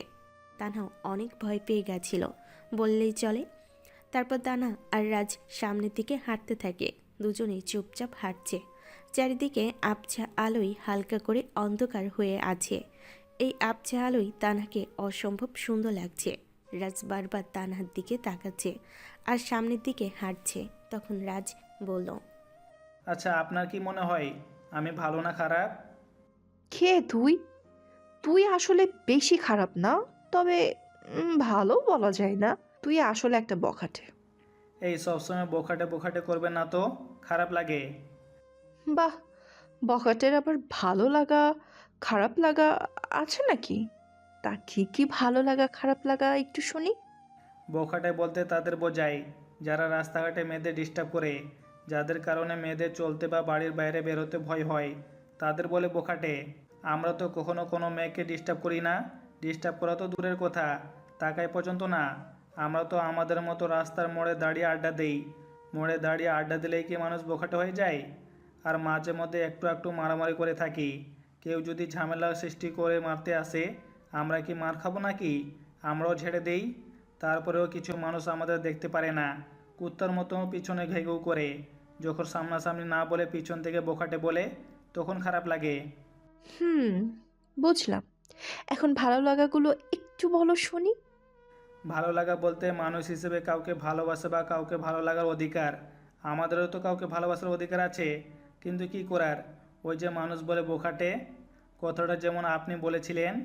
এই যে আপনি আমার সাথে এখন হাঁটতেছেন, এখানে যদি অন্য কোনো মেয়ে থাকতো, তার সাথে হাঁটা তো দূরের কথা, তার সাথে কথাও বলতাম না। আপনার সাথে হাঁটতেছি, আপনার সাথে হাঁটতে ভালো লাগে। এর কারণ কি জানেন? কি? আপনাকে আমার ভালো লাগে, ভালো লাগে বলতে ভালোবাসি। আপনাকে দেখে শুধু বারবার একটা কথাই মনে হয়, সৃষ্টিকর্তা শুধু মাত্র আমার জন্য আপনাকে সৃষ্টি করেছে। আপনার চোখের দিকে তাকালে আমার মনে এক অনুভূতি সৃষ্টি হয়। বিশেষ করে আপনার ঠোঁটের নিচে থাকা তিলটা আমাকে প্রতি মুহূর্ত দুর্বল করে তোলে। আপনার দিকে তাকালে এক মায়ে হারিয়ে যাই। আপনার সাথে পরিচয় হওয়ার 2 দিন হলেও এই 2 দিনে অসম্ভব ভালো লাগে আপনাকে। তুই আসলে অনেক মজা করতে করতে অনেক দূরে চলে গেছিস, যেখান থেকে তোর ফিরে আসা উচিত। এটা তোর ভালো লাগা, এখান থেকে শেষ কর। এই ভালো লাগাটা এটা তোর ক্ষণিকের আবেগ মাত্র। ভালো লাগার আবেগ থেকে গভীর ভালোবাসা সৃষ্টি হয়ে থাকে। আমার ক্ষেত্রেও ঠিক তাই। এই ভালো লাগা থেকে আমি আপনাকে ভালোবাসি। তুই যেটা বলতে চাচ্ছিস সেটা সম্ভব না। কেন সম্ভব না? প্রথমত তুই আমার ছোট্ট পিচ্চি, আর দ্বিতীয়ত আমার বয়ফ্রেন্ড আছে। ওকেই ঘিরে আমি আমার মহাকাশ বৃত্ত এঁকেছি, যার নাম দিয়েছি আমি আমার পৃথিবী। যাকে ঘিরেই আমি আমার পৃথিবী সাজিয়েছি, তাকেই আমি বিয়ে করব। আপনার সাজানো সেই পৃথিবী আমি ধ্বংস করে দিব। জানে মেরে ফেলবো আমি ওকে। বাঁচতে দিব না আমি ওকে এই পৃথিবীতে। আর আপনার সাজানো পৃথিবীতে, আপনার সাজানো পৃথিবীতে শুধু একজন থাকবে, আর সেটা হলাম আমি, একমাত্র আমি। রাত যেটা চায় সেটাই পাই, যা পায় না তা কেড়ে নেয়। মাইন্ডেড। রাজ অনেক রেগে কথাগুলো বলল। রাজের চোখ মুখ রাগে লাল হয়ে আছে, মনে হচ্ছে চোখ দিয়ে আগুন বের হবে। সে ঠিক প্রথম দিনের আগন্তুকের মতো লাগছে রাজকে। তানহা ভাবতে পারেনি রাজ এতটা রেগে যাবে। তানহা শান্ত গলায় রাজকে বলল, দেখ, যদিও তোকে এটা বলা ঠিক হবে না, তবুও বলছি, ওর সাথে আমি ফিজিক্যাল রিলেশনে জড়িয়েছি। ফিজিক্যাল রিলেশন বলতে তো বুঝিস, সব কিছু হয়ে গেছে আমাদের মধ্যে। তবুও আমার আপনাকেই চাই। দেহটা অন্য কাউকে দিয়েন, সমস্যা নাই, কিন্তু মনটা আমাকে লাগবে। রাজের কথাগুলো শুনে তানহা নিস্তব্ধ হয়ে যায়। তানহা কি বলবে কিছু বুঝতে পারছে না, চুপ করে রাজের দিকে তাকিয়ে আছে। রাজের মুখে এমন কিছু কখনোই আশা করেনি বা ভাবতে পারেনি তানহা। বেশ কিছুক্ষণ দুজনের মধ্যে নীরবতা বিরাজ করলো। রাজ তার নিজের রাগ কন্ট্রোল করে নীরবতা ভেঙে তানহাকে বলল, এখন কি এভাবে চুপ করে এখানে দাঁড়িয়ে থাকবেন, নাকি থানায় যাবে? অনেক রাত হয়ে গেছে, চলুন। চল। সরি, একটু নিজের কন্ট্রোলে বাইরে চলে গেছিলাম। তবে যেটা বলেছি সবটা সঠিক বলেছি। মুখের কথা ভেবে উড়িয়ে দিবেন না। রাত যা চায় তা পায়। তানহা রাজের কথা শুনে কিছুই বলল না, কারণ তানহা জানে রাজ যা বলে তাই করে। রাজ আর তানহা থানার উদ্দেশ্যে হাঁটতে লাগলো। হাঁটতে হাঁটতে তানহাও স্বাভাবিক হয়ে গেল, কিন্তু রাজের শেষ কথাটা এখনও তার মাথায় ঘুরপাক খাচ্ছে। এসব কথা তানহা মাথা থেকে ঝেড়ে ফেলে, রাজের সাথে হাঁটতে থাকে। বেশ কিছুক্ষণ হাঁটার পর তারা থানায় চলে আসে। থানায় আসতে রাজ আর তানহা তাকিয়ে দেখে আবির আর ফাহিম লকআপের ভিতর দাঁড়িয়ে তাদের দিকে তাকিয়ে আছে। তখন তানহা বলল, কি রে, এত রাতে না ঘুমিয়ে এইভাবে তাকিয়ে আছিস কেন? তাকিয়ে থাকবো না তো কি করবো? আমরা এখানে বসে মশার কামড় খাবো আর আপনি বাইরে গিয়ে প্রেম করবেন? একদম বাজে কথা বলবি না, আমরা এমনি বাইরে গিয়েছিলাম। তা তো বুঝতেই পারছি। এত রাতে বাইরে গিয়ে কি করছিলেন? বাইরে গিয়ে যে পুতু পুতু করছিলেন তার প্রমাণ হচ্ছে রাজের গালে তাকিয়ে দেখুন, আপনার লিপস্টিক মুছতে ভুলে গেছেন। ফাহিমের কথা শুনে তানহা রাজের গালের দিকে ভালোভাবে তাকায়। তানহা দেখতে পায় হালকা একটু লিপস্টিক লেগে আছে। রাজ নিজের গাল পরিষ্কার করে নিয়ে ফাহিমকে উদ্দেশ্য করে বলে, আরে মামা, কুকুর দেখে ভয় পেয়েছিলাম, তাই ওনার গায়ে উপরে পড়ে গেছিলাম। সেখানে হয়তো লিপস্টিক লেগে গেছে। তাদের আর বোঝাতে হবে না, সব বুঝেছি আমরা। এখন চল মামা, ট্রিট দিবি। মামা মানে কি রে, তোরা একে অপরকে চিনিস? হুম, ওরা দুজন হলো আমার জানের জিগরা দোস্ত, আমার বেস্ট ফ্রেন্ড, মানে আমার ভাই। তাই তো বলি, এদের ব্যবহার আর এরা বেয়াদব কেন এত। এখন বুঝলাম কেন তোর মতো এরাও এত বেয়াদব। তিনজনেই বেয়াদব বখাটে কোথাকার। তিনজনকে একসাথে চলাফেরা করে সবাই একই বেয়াদব হইছে। একজন তো অন্তত ভালো হতে পারতি। আমাদের ভালো হওয়া লাগবে না, খারাপ আছি তাতেই আপনি আমার বন্ধুর প্রেমে পড়ে গেছেন। আর ভালো হলে তো বাসা থেকে তুলে নিয়ে গিয়ে বিয়ে করতেন।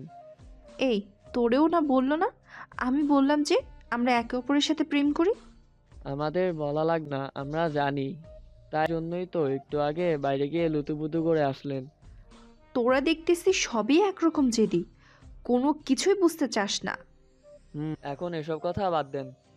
চলেন ভাবি, আপনি আর রাজ মিলে একটা ট্রিট দিবেন। তোর ট্রিটের গুষ্টি মারি। ভাবছিলাম 2 দিন এখানে রেখে তোদের ছেড়ে দিব, কিন্তু না, তোদের শাস্তি আরো 2 দিন বাড়লো। আমার সাথে বেয়াদবি, থাক জেলের ভিতর। আর আমি আমি তো আপনার সাথে কিছু করি নাই। তানহা কথাটা বলে রাজকে ধরে ভিতরে ঢুকিয়ে দিল, তারপর তালাটা লাগিয়ে তার টেবিলে গিয়ে বসলো। রাজ তো কিছু বললো না, কারণ রাজ সকাল হলে ছাড়া পাবে, তাই রাজের কোনো টেনশন নাই। আবির আর ফাহিমের তো কাঁদো কাঁদো অবস্থা। তখন আবির রাজের কাছে এসে করুণ সুরে বলল, কি রে মামা, সত্যিই কি 4 দিন এখানে থাকতে হবে? আরে টেনশন নিস না, আমি আছি কি করতে। আমি আগে কাল সকালে বের হই, তারপরে কোনো একটা আইডিয়া দিয়ে তোদের বের করে নিব, সমস্যা নাই। না হলে কিন্তু তোর না হওয়া বউ তানহাকে আমি তোর বিষয়ে যত কিছু জানি সব বলে দিব। তোর পায়ে ধরি ভাই, তোরে কিছু বলতে হবে না, আমি তোদের বের করে নিব। এমনিতে আমারে দেখতে পারে না, তার উপর আবার একটা ঝামেলা আছে। কি ঝামেলা? পরে বলবো, ঘুমা এখন, অনেক রাত হয়েছে। তারপর রাজার কোনো কথা বলল না। তিনজনে দেওয়ালে হেলান দিয়ে বসে রইল। কিছুক্ষণের মধ্যেই তার কোনো রকমভাবে ঘুমিয়ে পড়ল। এদিকে তানহা তার টেবিলে এখনও বসে আছে, তার চোখে মুখে কোনো ঘুম নেই। বারবার তার মস্তিষ্কে রাজের বলা কয়েকটা কথা বাজতে থাকে। রাজ নাকি তার জন্য বয়ফ্রেন্ডকে মেরে ফেলবে। রাজ তানহার দেহ চায় না, তার মন চায়।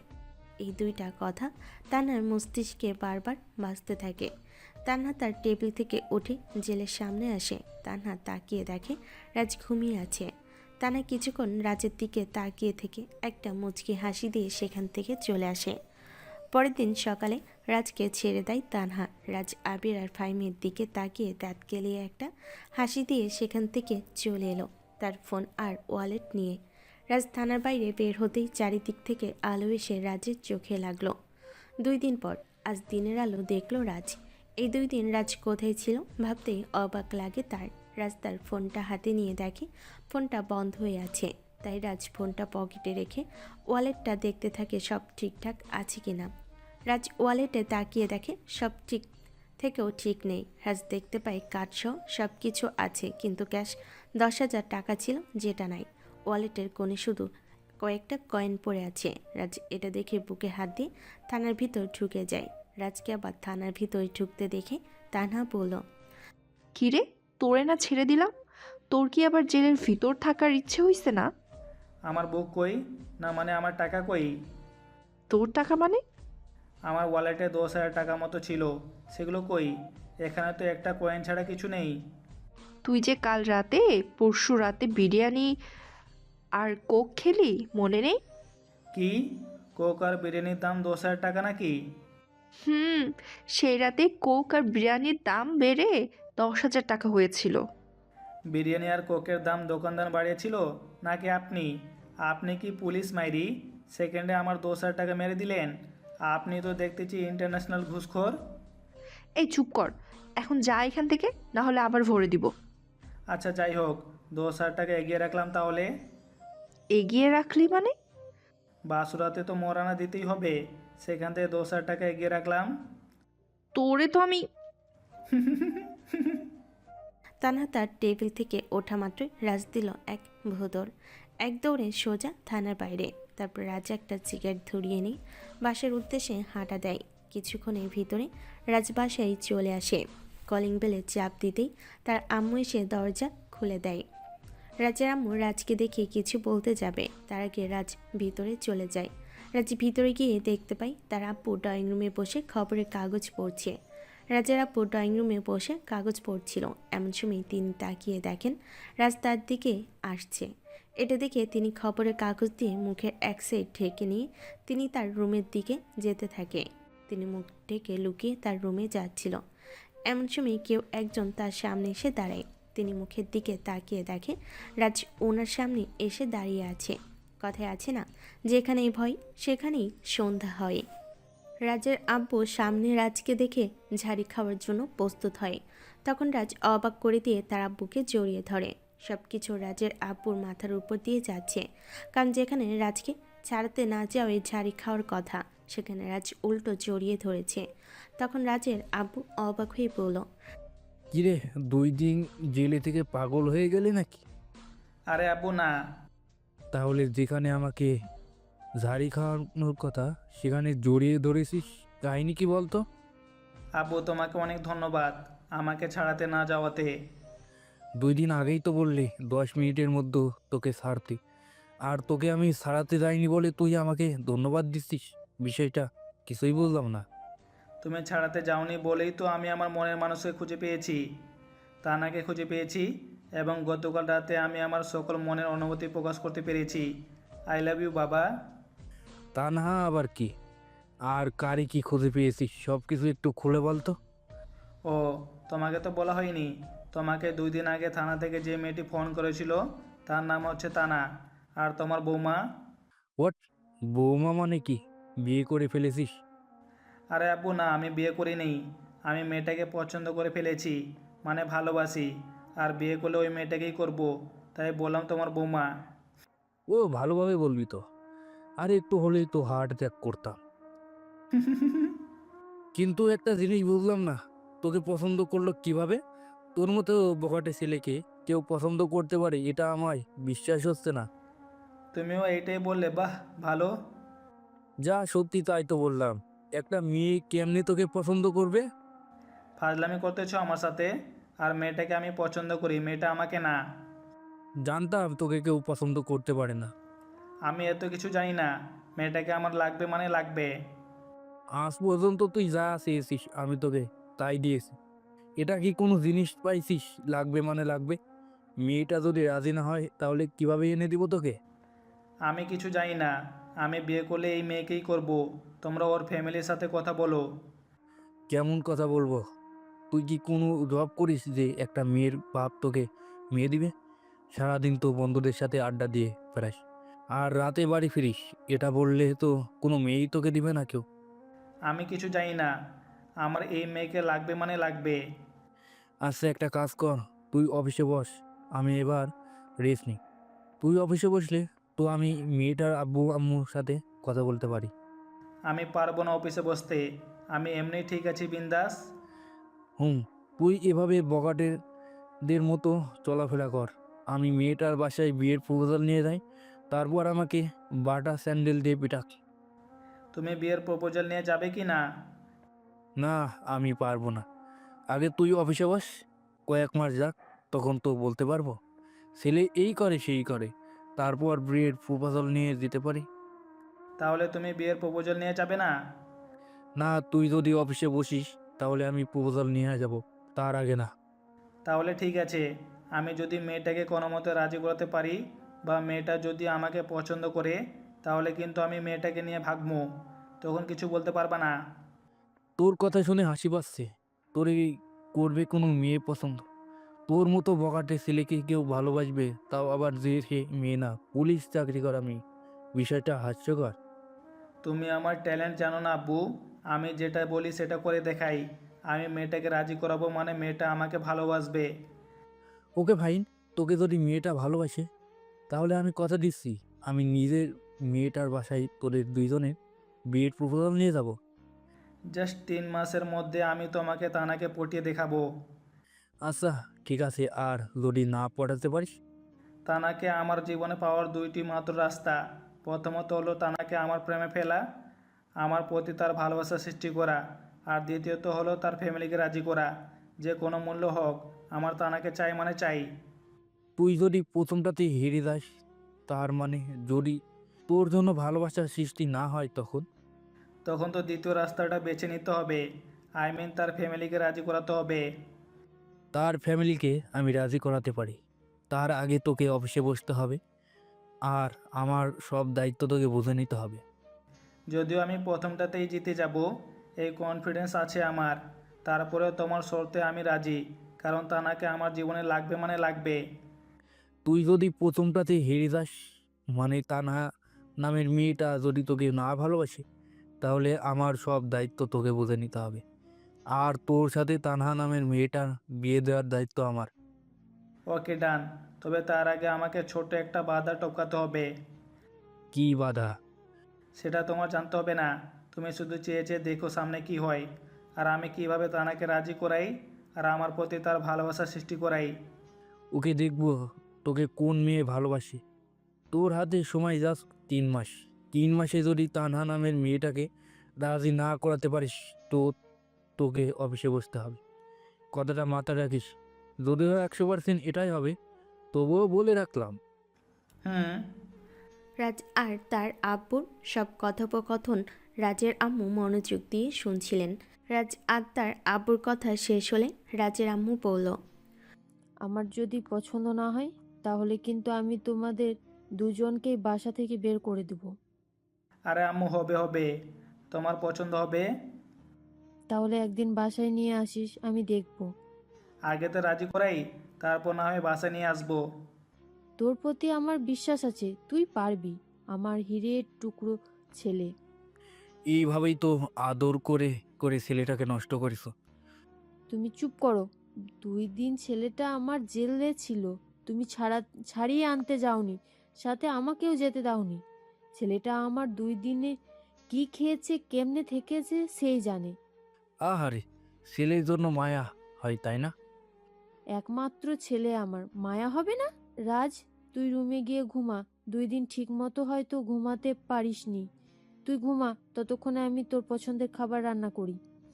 এই না হলো আম্মু, লাভ ইউ। রাস্তার আম্মুর দিকে একটা ফ্লাইং কিস ছুড়ে দিয়ে উপরে চলে গেল। তারপর রুমে গিয়ে ফ্রেশ হয়ে দিল এক ঘুম। এই 2 দিন রাজ ঠিকমতো একটুও ঘুমাতে পারেনি। রাজের চোখে মুখে অনেক ঘুম, যার ফলে রাজ শুয়ে পড়তে কয়েক মিনিটের মধ্যে রাজ ঘুমের রাজ্যে হারিয়ে গেল। এক ঘুমে প্রায় বিকেল 5টার সময় ঘুম ভাঙল রাজের। রাজ ঘুম থেকে উঠে ফ্রেশ হয়ে নিচে চলে এলো। তারপর রাজ খাবার খেয়ে বাইরে চলে এলো। রাজ 3 রাস্তার মোড়ে এসে একটা সিগারেট ধরিয়ে ভাবতে লাগলো আবির আর ফাহিমকে কিভাবে তানহার কাছ থেকে ছাড়িয়ে আনা যায়। রাজ বেশ কিছুক্ষণ ভাবার পর একটা মুচকি হাসি দিয়ে একটা গোলাপ ফুল আর একটা চিঠি নিয়ে রাজ থানার উদ্দেশ্যে হাঁটা দেয়। বেশ কিছুক্ষণের মধ্যে রাজ থানার সামনে চলে আসে। রাজ থানার সামনে দাঁড়িয়ে আছে। রাজ গোলাপ ফুলটা আর চিঠিটা নিজের কাছে লুকিয়ে সোজা থানার ভিতরে দিল এক ভোঁতর। রাজ এক দৌড়ে থানার ভিতরে ঢুকে যায় আর তানহার টেবিলের সামনে গিয়ে হাঁপাতে থাকে।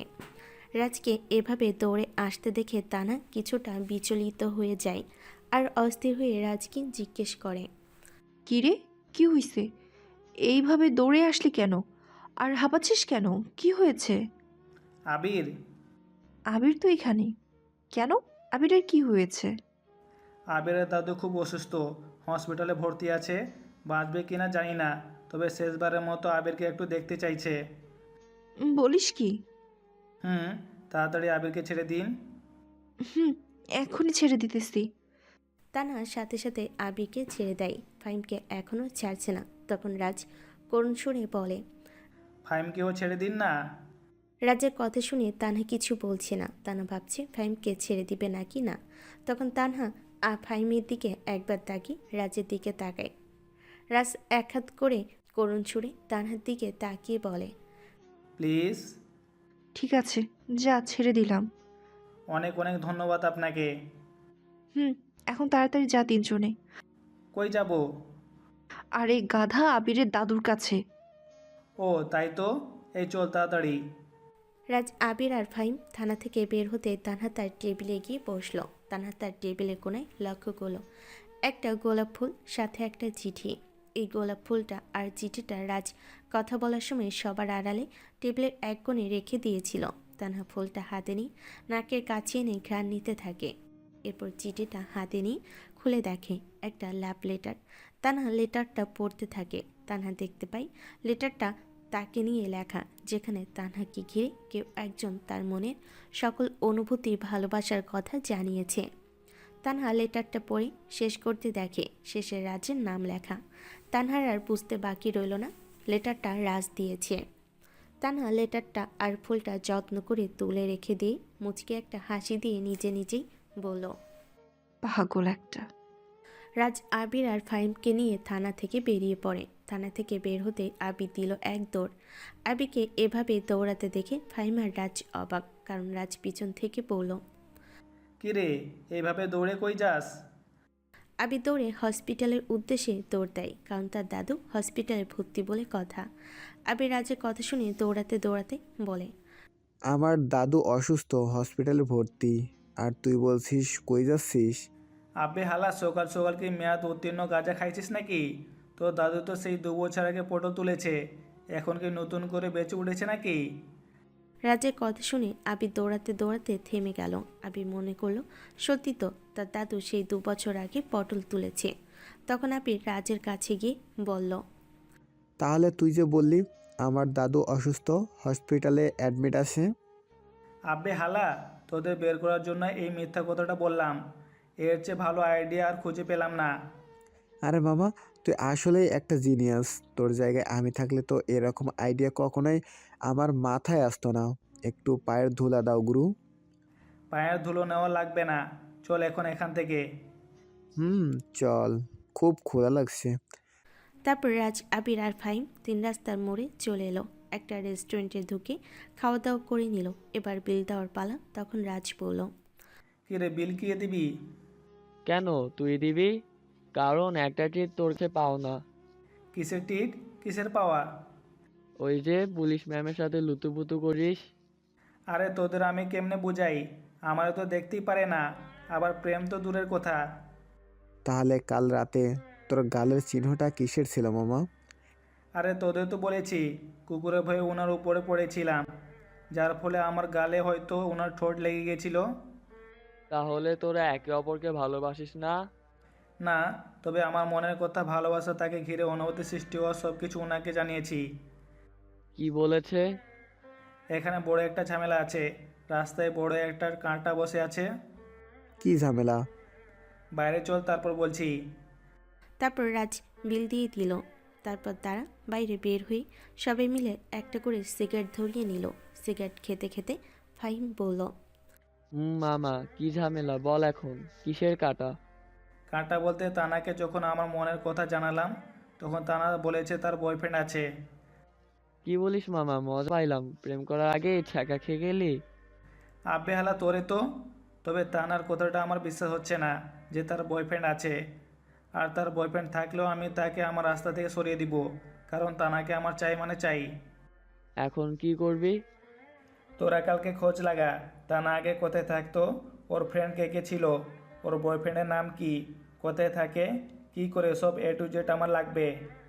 ঠিক আছে, সমস্যা নেই, কাজ হয়ে যাবে। তবে এর জন্য আবার তোরে ট্রিট দিতে হবে। ট্রিট নিয়ে তোদের চিন্তা করতে হবে না, সব খোঁজ খবর এনে দিবি, সাথে সাথে ট্রিট নিয়ে নিবি। ওকে, কাল বিকেলে সব কিছু পেয়ে যাবি। এখন এসব টপিক বাদ দে, ভালোভাবে আড্ডা দেওয়া যাক। তারপর সবাই দাঁড়িয়ে দাঁড়িয়ে সবাই মিলে আড্ডা দিতে থাকে। আড্ডা দিতে দিতে রাত প্রায় 10টা বেজে গেছে। 3জন মিলে সিগারেট টানতে লাগে। সিগারেট টানা শেষ হলে তারা যে যার বাসায় চলে যাবে। 3জনে মনের সুখে সিগারেট টানছে। এমন সময় আবির আর ফাহিম রাজের পিছনে কিছু একটা দেখে সিগারেট ফেলে দিয়ে দিল এক ভোঁদর। রাজ আবির আর ফাহিমের দিকে তাকিয়ে আছে, কারণ তারা রাজের পিছনে এমন কি দেখলো যে সিগারেট ফেলে দিয়ে দিল ভোঁদর। রাজ পিছনে তাকাতে তার হাত পা ভয়ে কাঁপতে লাগলো। রাজ পিছনে তাকিয়ে দেখে তানহা তার দিকে তাকিয়ে আছে অগ্নি চোখে। রাজ তানাকে এভাবে তাকিয়ে থাকতে দেখে ভয়ে ঢোক গিল, যার ফলে রাজের মুখে থাকা সিগারেটটা নিচে পড়ে গেল। রাজের তো প্রাণ যায় যায় অবস্থা। রাজ কি করবে কিছু ভেবে পাচ্ছে না। তানহার চোখের দিকে তাকাতেও রাজের ভয় করছে। রাজ কোনো কিছু না ভেবে নিজের যান বাঁচাতে দৌড় দেওয়ার প্রস্তুতি নিল। রাজ একটা পা রাখতেই তানা পিছন থেকে রাজের শার্টের কলার ধরে ফেলল। তানা যে রাজের পিছনে এসে কখন দাঁড়িয়ে আছে রাস্তা বুঝতেই পারেনি।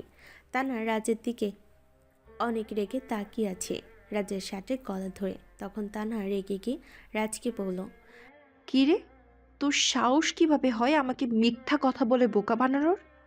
সাহস, সেটা তো আমার জন্ম থেকেই আছে। আর আপনাকে কখন মিথ্যা কথা বললাম? কি মিথ্যা কথা বললি তাই না?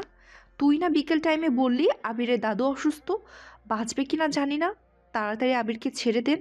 আর এখন দেখতেছি তোরা আড্ডা দিতেছিস। না, মানে আবিরের দাদু তো এখন সুস্থ হয়ে গেছে, তাই এখানে আসলাম আড্ডা দিতে। রাজের কথা শুনে রেগে যায় তানহা, সাথে সাথে ঠাস ঠাস করে 2টা থাপ্পড় মেরে দেয় রাজকে। তখন তানহা রেগে বলে, একে তো মিথ্যা কথা বলেছিস আর এখনো বলে যাচ্ছিস। সরি, এবারের মতো মাফ করে দেন। তুই মিথ্যা কথা বলে আবির আর ফাইমকে ছাড়িয়েছিস, এটা মেনে নিলাম বা মাফ করে দিলাম, কিন্তু তুই আবার কোন সাহসে মুখে সিগারেট নিয়েছিস? সিগারেট না খেলে আমার ভালো লাগে না। রাজের কথা শুনে তানহা মাটিতে পড়ে থাকা সিগারেটটা হাতে তুলে রাজের মুখের সামনে তুলে ধরে বলে, কেন রে? এই সিগারেটের মধ্যে এমন কি আছে তা খেতেই হবে? এটা না খেলে হবে না? যে খায় সে বুঝে এর মধ্যে কি আছে। আপনিও ট্রাই করে দেখতে পারেন। আমাকে কি পাগল পাইছিস? এটা মুখে দিব? ওয়াক্থু, কি গন্ধ! ইউ! এটা গন্ধ হলেও এর ধোঁয়াটা অনেক ভালো। একবার খেয়ে দেখে মজা পাবেন। এইটা খাবো আমি? এমনিতেই তো আমার বমি আসতেছে। সব দ্বিধা ভেঙে একবার একটা টান দিয়ে দেখেন, অনেক মানসিক শান্তি পাবেন। আমার মানসিক শান্তির প্রয়োজন নেই। আপনি শুধু একটা টান দেন, দেখবেন অনেক ভালো লাগবে। আর যদি ভালো না লাগে তো আমাকে 2টা থাপ্পড় মেরে দিবেন, সাথে আমি সিগারেট খাওয়া অফ করে দিব আজ থেকে। শিওর তো? আমি একটা টান দিলেই তুই সিগারেট খাওয়া অফ করবি? হুম, 100%। যদিও এর গন্ধটা আমার সহ্য হচ্ছে না, তবুও তোর সিগারেট না খাওয়ার কথা ভেবে একটা টান দিচ্ছি।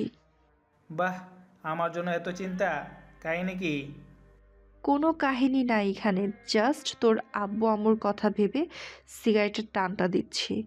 হুম, দিন, তবে টানটা একটু জোরে এবং টাইম নিয়ে দিবেন, তাহলে এর আসল ফিলিংসটা পাবেন। ঠিক আছে, তুই পরে আবার পোল্ট্রি নিবি না তো? আরে না, তবে জোরে টান দেওয়ার সাথে সাথে ধোঁয়াটা গিলে খেয়ে ফেলবেন, ঠিক আছে? আচ্ছা ঠিক আছে, এই দিলাম টান।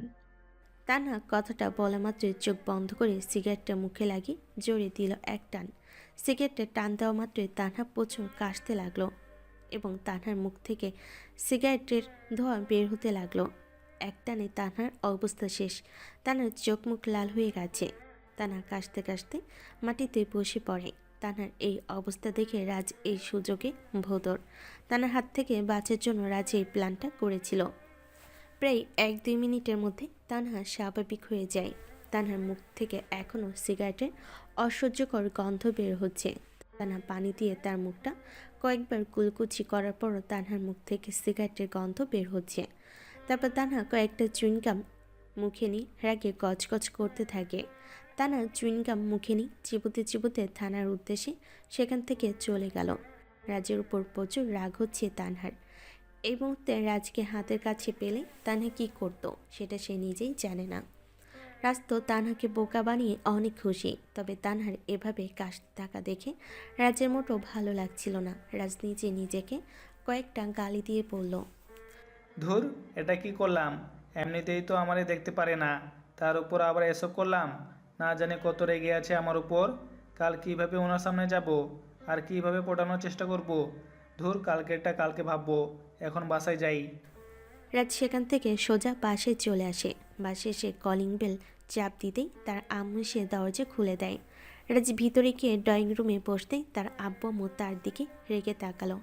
রাজ কিছু বুঝতে পারছে না তার দিকে কেন এইভাবে তার আব্বু আম্মু রেগে তাকিয়ে আছে। তখন রাজ জিজ্ঞাসার সুযোগ দৃষ্টিতে বলল, আমি আবার কি করলাম? এভাবে রেগে তাকিয়ে আছো কেন? আরাম দাদা, তোর মুখ থেকে সিগারেটের গন্ধ বেরোচ্ছে কেন? তুই সিগারেট পর্যন্ত খাস?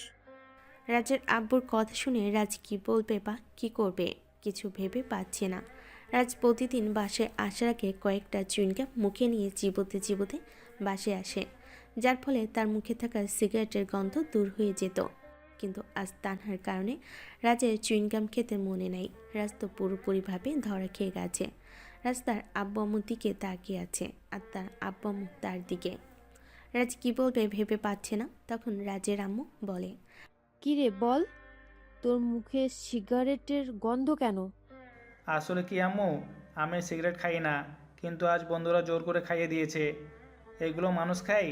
কি গন্ধ, ওয়াক, থু। তুই ছোট বাচ্চা যে তোকে জোর করে খাইয়ে দিছে? সত্য কথা বল, না হলে কিন্তু তোর একদিন কি আমার একদিন। সত্যি কথাই তো বলছি। ওরা 4-5 জন ছিল, যার কারণে ওদের সাথে আমি পেরে উঠিনি। আমাকে ধরে জোর করে খাইয়ে দিয়েছে। আমার তো তোকে বিশ্বাস হচ্ছে না। আব্বু, আম্মু তো ঠিকই কথা বলেছে। আমি সিগারেট খেলে আম্মু গন্ধ পেতো আমার রুমে। তবুও আমার বিশ্বাস হচ্ছে না। এবারের মতো মাফ করে দিলাম। নেক্সট টাইম যেন তোর মুখে সিগারেটের গন্ধ না পাই। যদি আমার মনে হয় যে তুই সিগারেট খাস, তাহলে সেই দিন বুঝতে পারবি। না আব্বু, আমি আর এসব ছাইপাস খাই না। এসব তো আমার বন্ধুরা খায়, কিন্তু আমি খাই না, আর কোনোদিন খাবোও না। এইসব বন্ধু বান্ধব থেকে দূরে থাকবি। আর নেক্সট টাইম আছে এইসব বন্ধু বান্ধবের সাথে মিশবি না। ঠিক আছে আব্বু, আর মিশবো না। আর মিশতামও না, সালারা যে পরিমাণে যাওরা। কি বললি? সরি আব্বু। রাজ আর কোনো কথা না বলে সোজা উপরে চলে এলো। রাজ উপরে এসে বড় একটা স্বস্তির শ্বাস চালো। আর একটু হলেই তো রাজ ধরা খেয়ে গেছিল। রাজের কপালে অনেক দুঃখ ছিল। রাস্তার আম্মুর জন্য কোনো রকম বেঁচে গেছে।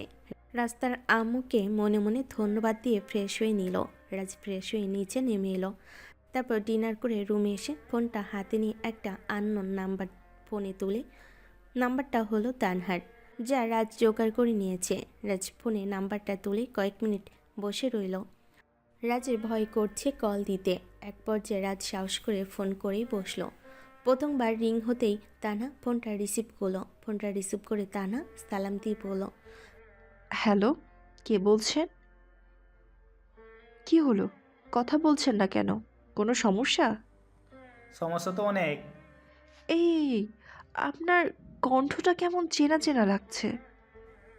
মানে একটা বড় বিপদে পড়ে পুলিশকে ফোন দিয়েছি, আর আপনি বলছেন কণ্ঠটা চেনা চেনা লাগছে। বলুন, কি বিপদে পড়েছেন আর কিভাবে আমরা আপনাকে সাহায্য করতে পারি? আগুন লাগছে হোয়াট? কখন? কোথায়? আমার মনে। মানে? আমার মনে আগুন লাগছে আপনার জন্য। একমাত্র আপনিই পারেন এই আগুন নিয়ন্ত্রণ করতে। তুই কে জানি না, তবে তোরে যদি হাতের কাছে পাইতাম, পিটিয়ে সোজা করে দিতাম। পুলিশের সাথে ফজলামি? এত রাতে ফোন দিয়ে? ফোন রাখ, কুত্তার বাচ্চা। কথাটা বলেই তানহা ফোন কেটে দেয়। রাজ কোনো কিছু না ভেবে আবার তানহার নাম্বারে ফোন দেয়। প্রথমবার কেটে দিলে, দ্বিতীয়বার ফোন দিলে ধরে বলে, আমার রাগ উঠলে কিন্তু লোকেশন বের করে ধরে এনে পিটাবো বলে দিলাম। লোকেশন বের করতে হবে না, আমি রাজ বলছি। প্রথমেই তোর কণ্ঠটা চেনা চেনা লাগছিল।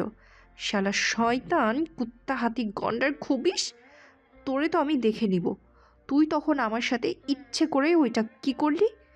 তোরে যদি ওই মুহূর্তে হাতের কাছে পাইতাম, তোরে কি করতাম আমি নিজেও জানি না। আরে জান, একটু শান্ত হও। এই নাও। মুয়া। এখন তো শান্ত হও। তুই খুব বার বেড়ে গেছিস। তোকে কিভাবে সোজা করতে হয় তা আমার জানা আছে। একবার শুধু তোর দেখা পাই, দেখ কি করি। দেখবো কি করেন। শুধু কাল সকালটা হোক, তারপর দেখতেছি তোকে। Okay baby. মুয়া। এই শালা কুত্তা, শিয়াল, বেড়াল, হাতি, গন্ডার, জলহস্তি, টিকটিকি, মশা, মাছি, ইঁদুর, তোকে তো। তানহা আর কিছু বলবে তার আগে রাজ ফোনটা কেটে দিল। তানা যে গালি দেওয়ার মেশিন অন করেছিল তা বন্ধ হওয়ার নয়। রাজ ফোনটা কেটে দিয়ে একটা দীর্ঘশ্বাস নেয়। আর একটু হলে তো পুরো দুনিয়া সব কিছু শুনিয়ে দিত। এটা মেয়ে নাকি অন্য কিছু ভাই? এত গালি কই থেকে আসে? এই মেয়েকে রাজ কিভাবে পটাবে সেটাই ভাবতে থাকে রাজ। মনে হয় ফোনের মধ্যে ঢুকে মারে এই একটা অবস্থা। রাজ আর কোনো কিছু না ভেবে তানহার কথা ভেবে মুচকি একটা হাসি দিয়ে ঘুমিয়ে পড়ে। পরের দিন সকালে রাজ ঘুম থেকে উঠে নাস্তা করে আবির আর ফাহিমকে কল দিয়ে জানতে পারে যে তারা তানহার বিষয়ে খোঁজ করতে গেছে। তাই সকাল থেকে বিকেল পর্যন্ত আর দেখা হয়নি রাজের আবির আর ফাহিমের সাথে। রাত প্রায় 10টা বাজে। এমন সময় আবির আর ফাহিম রাজকে ফোন দিয়ে 3 রাস্তার মোড়ে আসতে বলে। কিছুক্ষণের মধ্যে রাজ 3 রাস্তার মোড়ে এসে পৌঁছায়। রাজ আবির আর ফাহিমের কাছে এসে বলে, বল, কিছু কি জানতে পেরেছিস? আরে মামা, তুই চিন্তা করিস না, এ টু জেড সব খবর নিয়ে এসেছি ভাবির ব্যাপারে। কিন্তু কিন্তু কি? কিন্তু ওই যে ট্রিট। আগে সব কিছু বল, টেনশন হইতেছে আমার। তারপর টিট দিতেছি তোদের। আরে মামা, টেনশন নিস না, যে খবর এনেছি যা শুনে তুই খুশিতে নাচবি। আর তোর আর ভাবির পথের কাঁটাও দূর হয়ে যাবে। আচ্ছা ঠিক আছে, চল আগে তোদের ট্রিট দেই। তারপর তিনজনে মিলে রেস্টুরেন্টে ঢুকে খাওয়া দাওয়া করে বের হয়। হাতে একটা করে স্পিরিট ক্যান, সাথে একটা করে সিগারেট নিয়ে তারা খেতে খেতে এক জায়গায় এসে দাঁড়ায়। তখন রাজ বলে, বল, এখন সব কিছু তানার ব্যাপারে। আমাদের মাঝখানে কাঁটাটা কে, আর সেই কাঁটাটা কিভাবে উপড়ে ফেলবো? তারপর ফাহিম এক এক করে সব বলতে থাকে তানহার বিষয়ে। তানা আগে কোথায় থাকতো না থাকতো, তানার বয়ফ্রেন্ড আদৌ আছে নাকি। ফাহিমের সব কথা শুনে রাজা একটা দীর্ঘশ্বাস নিয়ে মুচকে একটা হাসি দেয়। রাজ ভাবতে পারেনি তানহা আর তার মাঝখানে কাঁটাটা এভাবে নিজে নিজে সরে যাবে, যার জন্য রাজকে কিছুই করতে হবে না। তানহার সাজানো পৃথিবী বলতে কিছুই নেই, যা মাত্র কল্পনা মাত্র। চলুন শুনে আসি ফাহিম রাজকে কি এমন কথা বলল তানহার বিষয়ে, যে তাদের মাঝখানে পথের কাঁটা নিজে নিজেই সরে গেল। এবং কেন তানহার সাজানো মহাশূন্য বৃত্ত নামক পৃথিবীতে যার নাম দিয়েছিল তানহার পৃথিবী, তা কেন কল্পনা মাত্র। রাজ ভাবতে পারেনি যে তানহার তাকে এত বড় মিথ্যা একটা কথা বলবে, যার কোনো অস্তিত্ব নাই এই পৃথিবীতে। যে মিথ্যার কথার জন্য রাজ ঠিকমতো ঘুম হয়নি 2 দিন ধরে। তাহলে চলুন ফাহিম কি বলেছে শুনে আসি। ভাবির আগের বাসা হচ্ছে জায়গায়, তার আব্বু আম্মু সহ তারা বর্তমানে আমাদের এখানেই থাকে। আর ভাবির কোনো ভাই বোন নেই, তিনি একাই।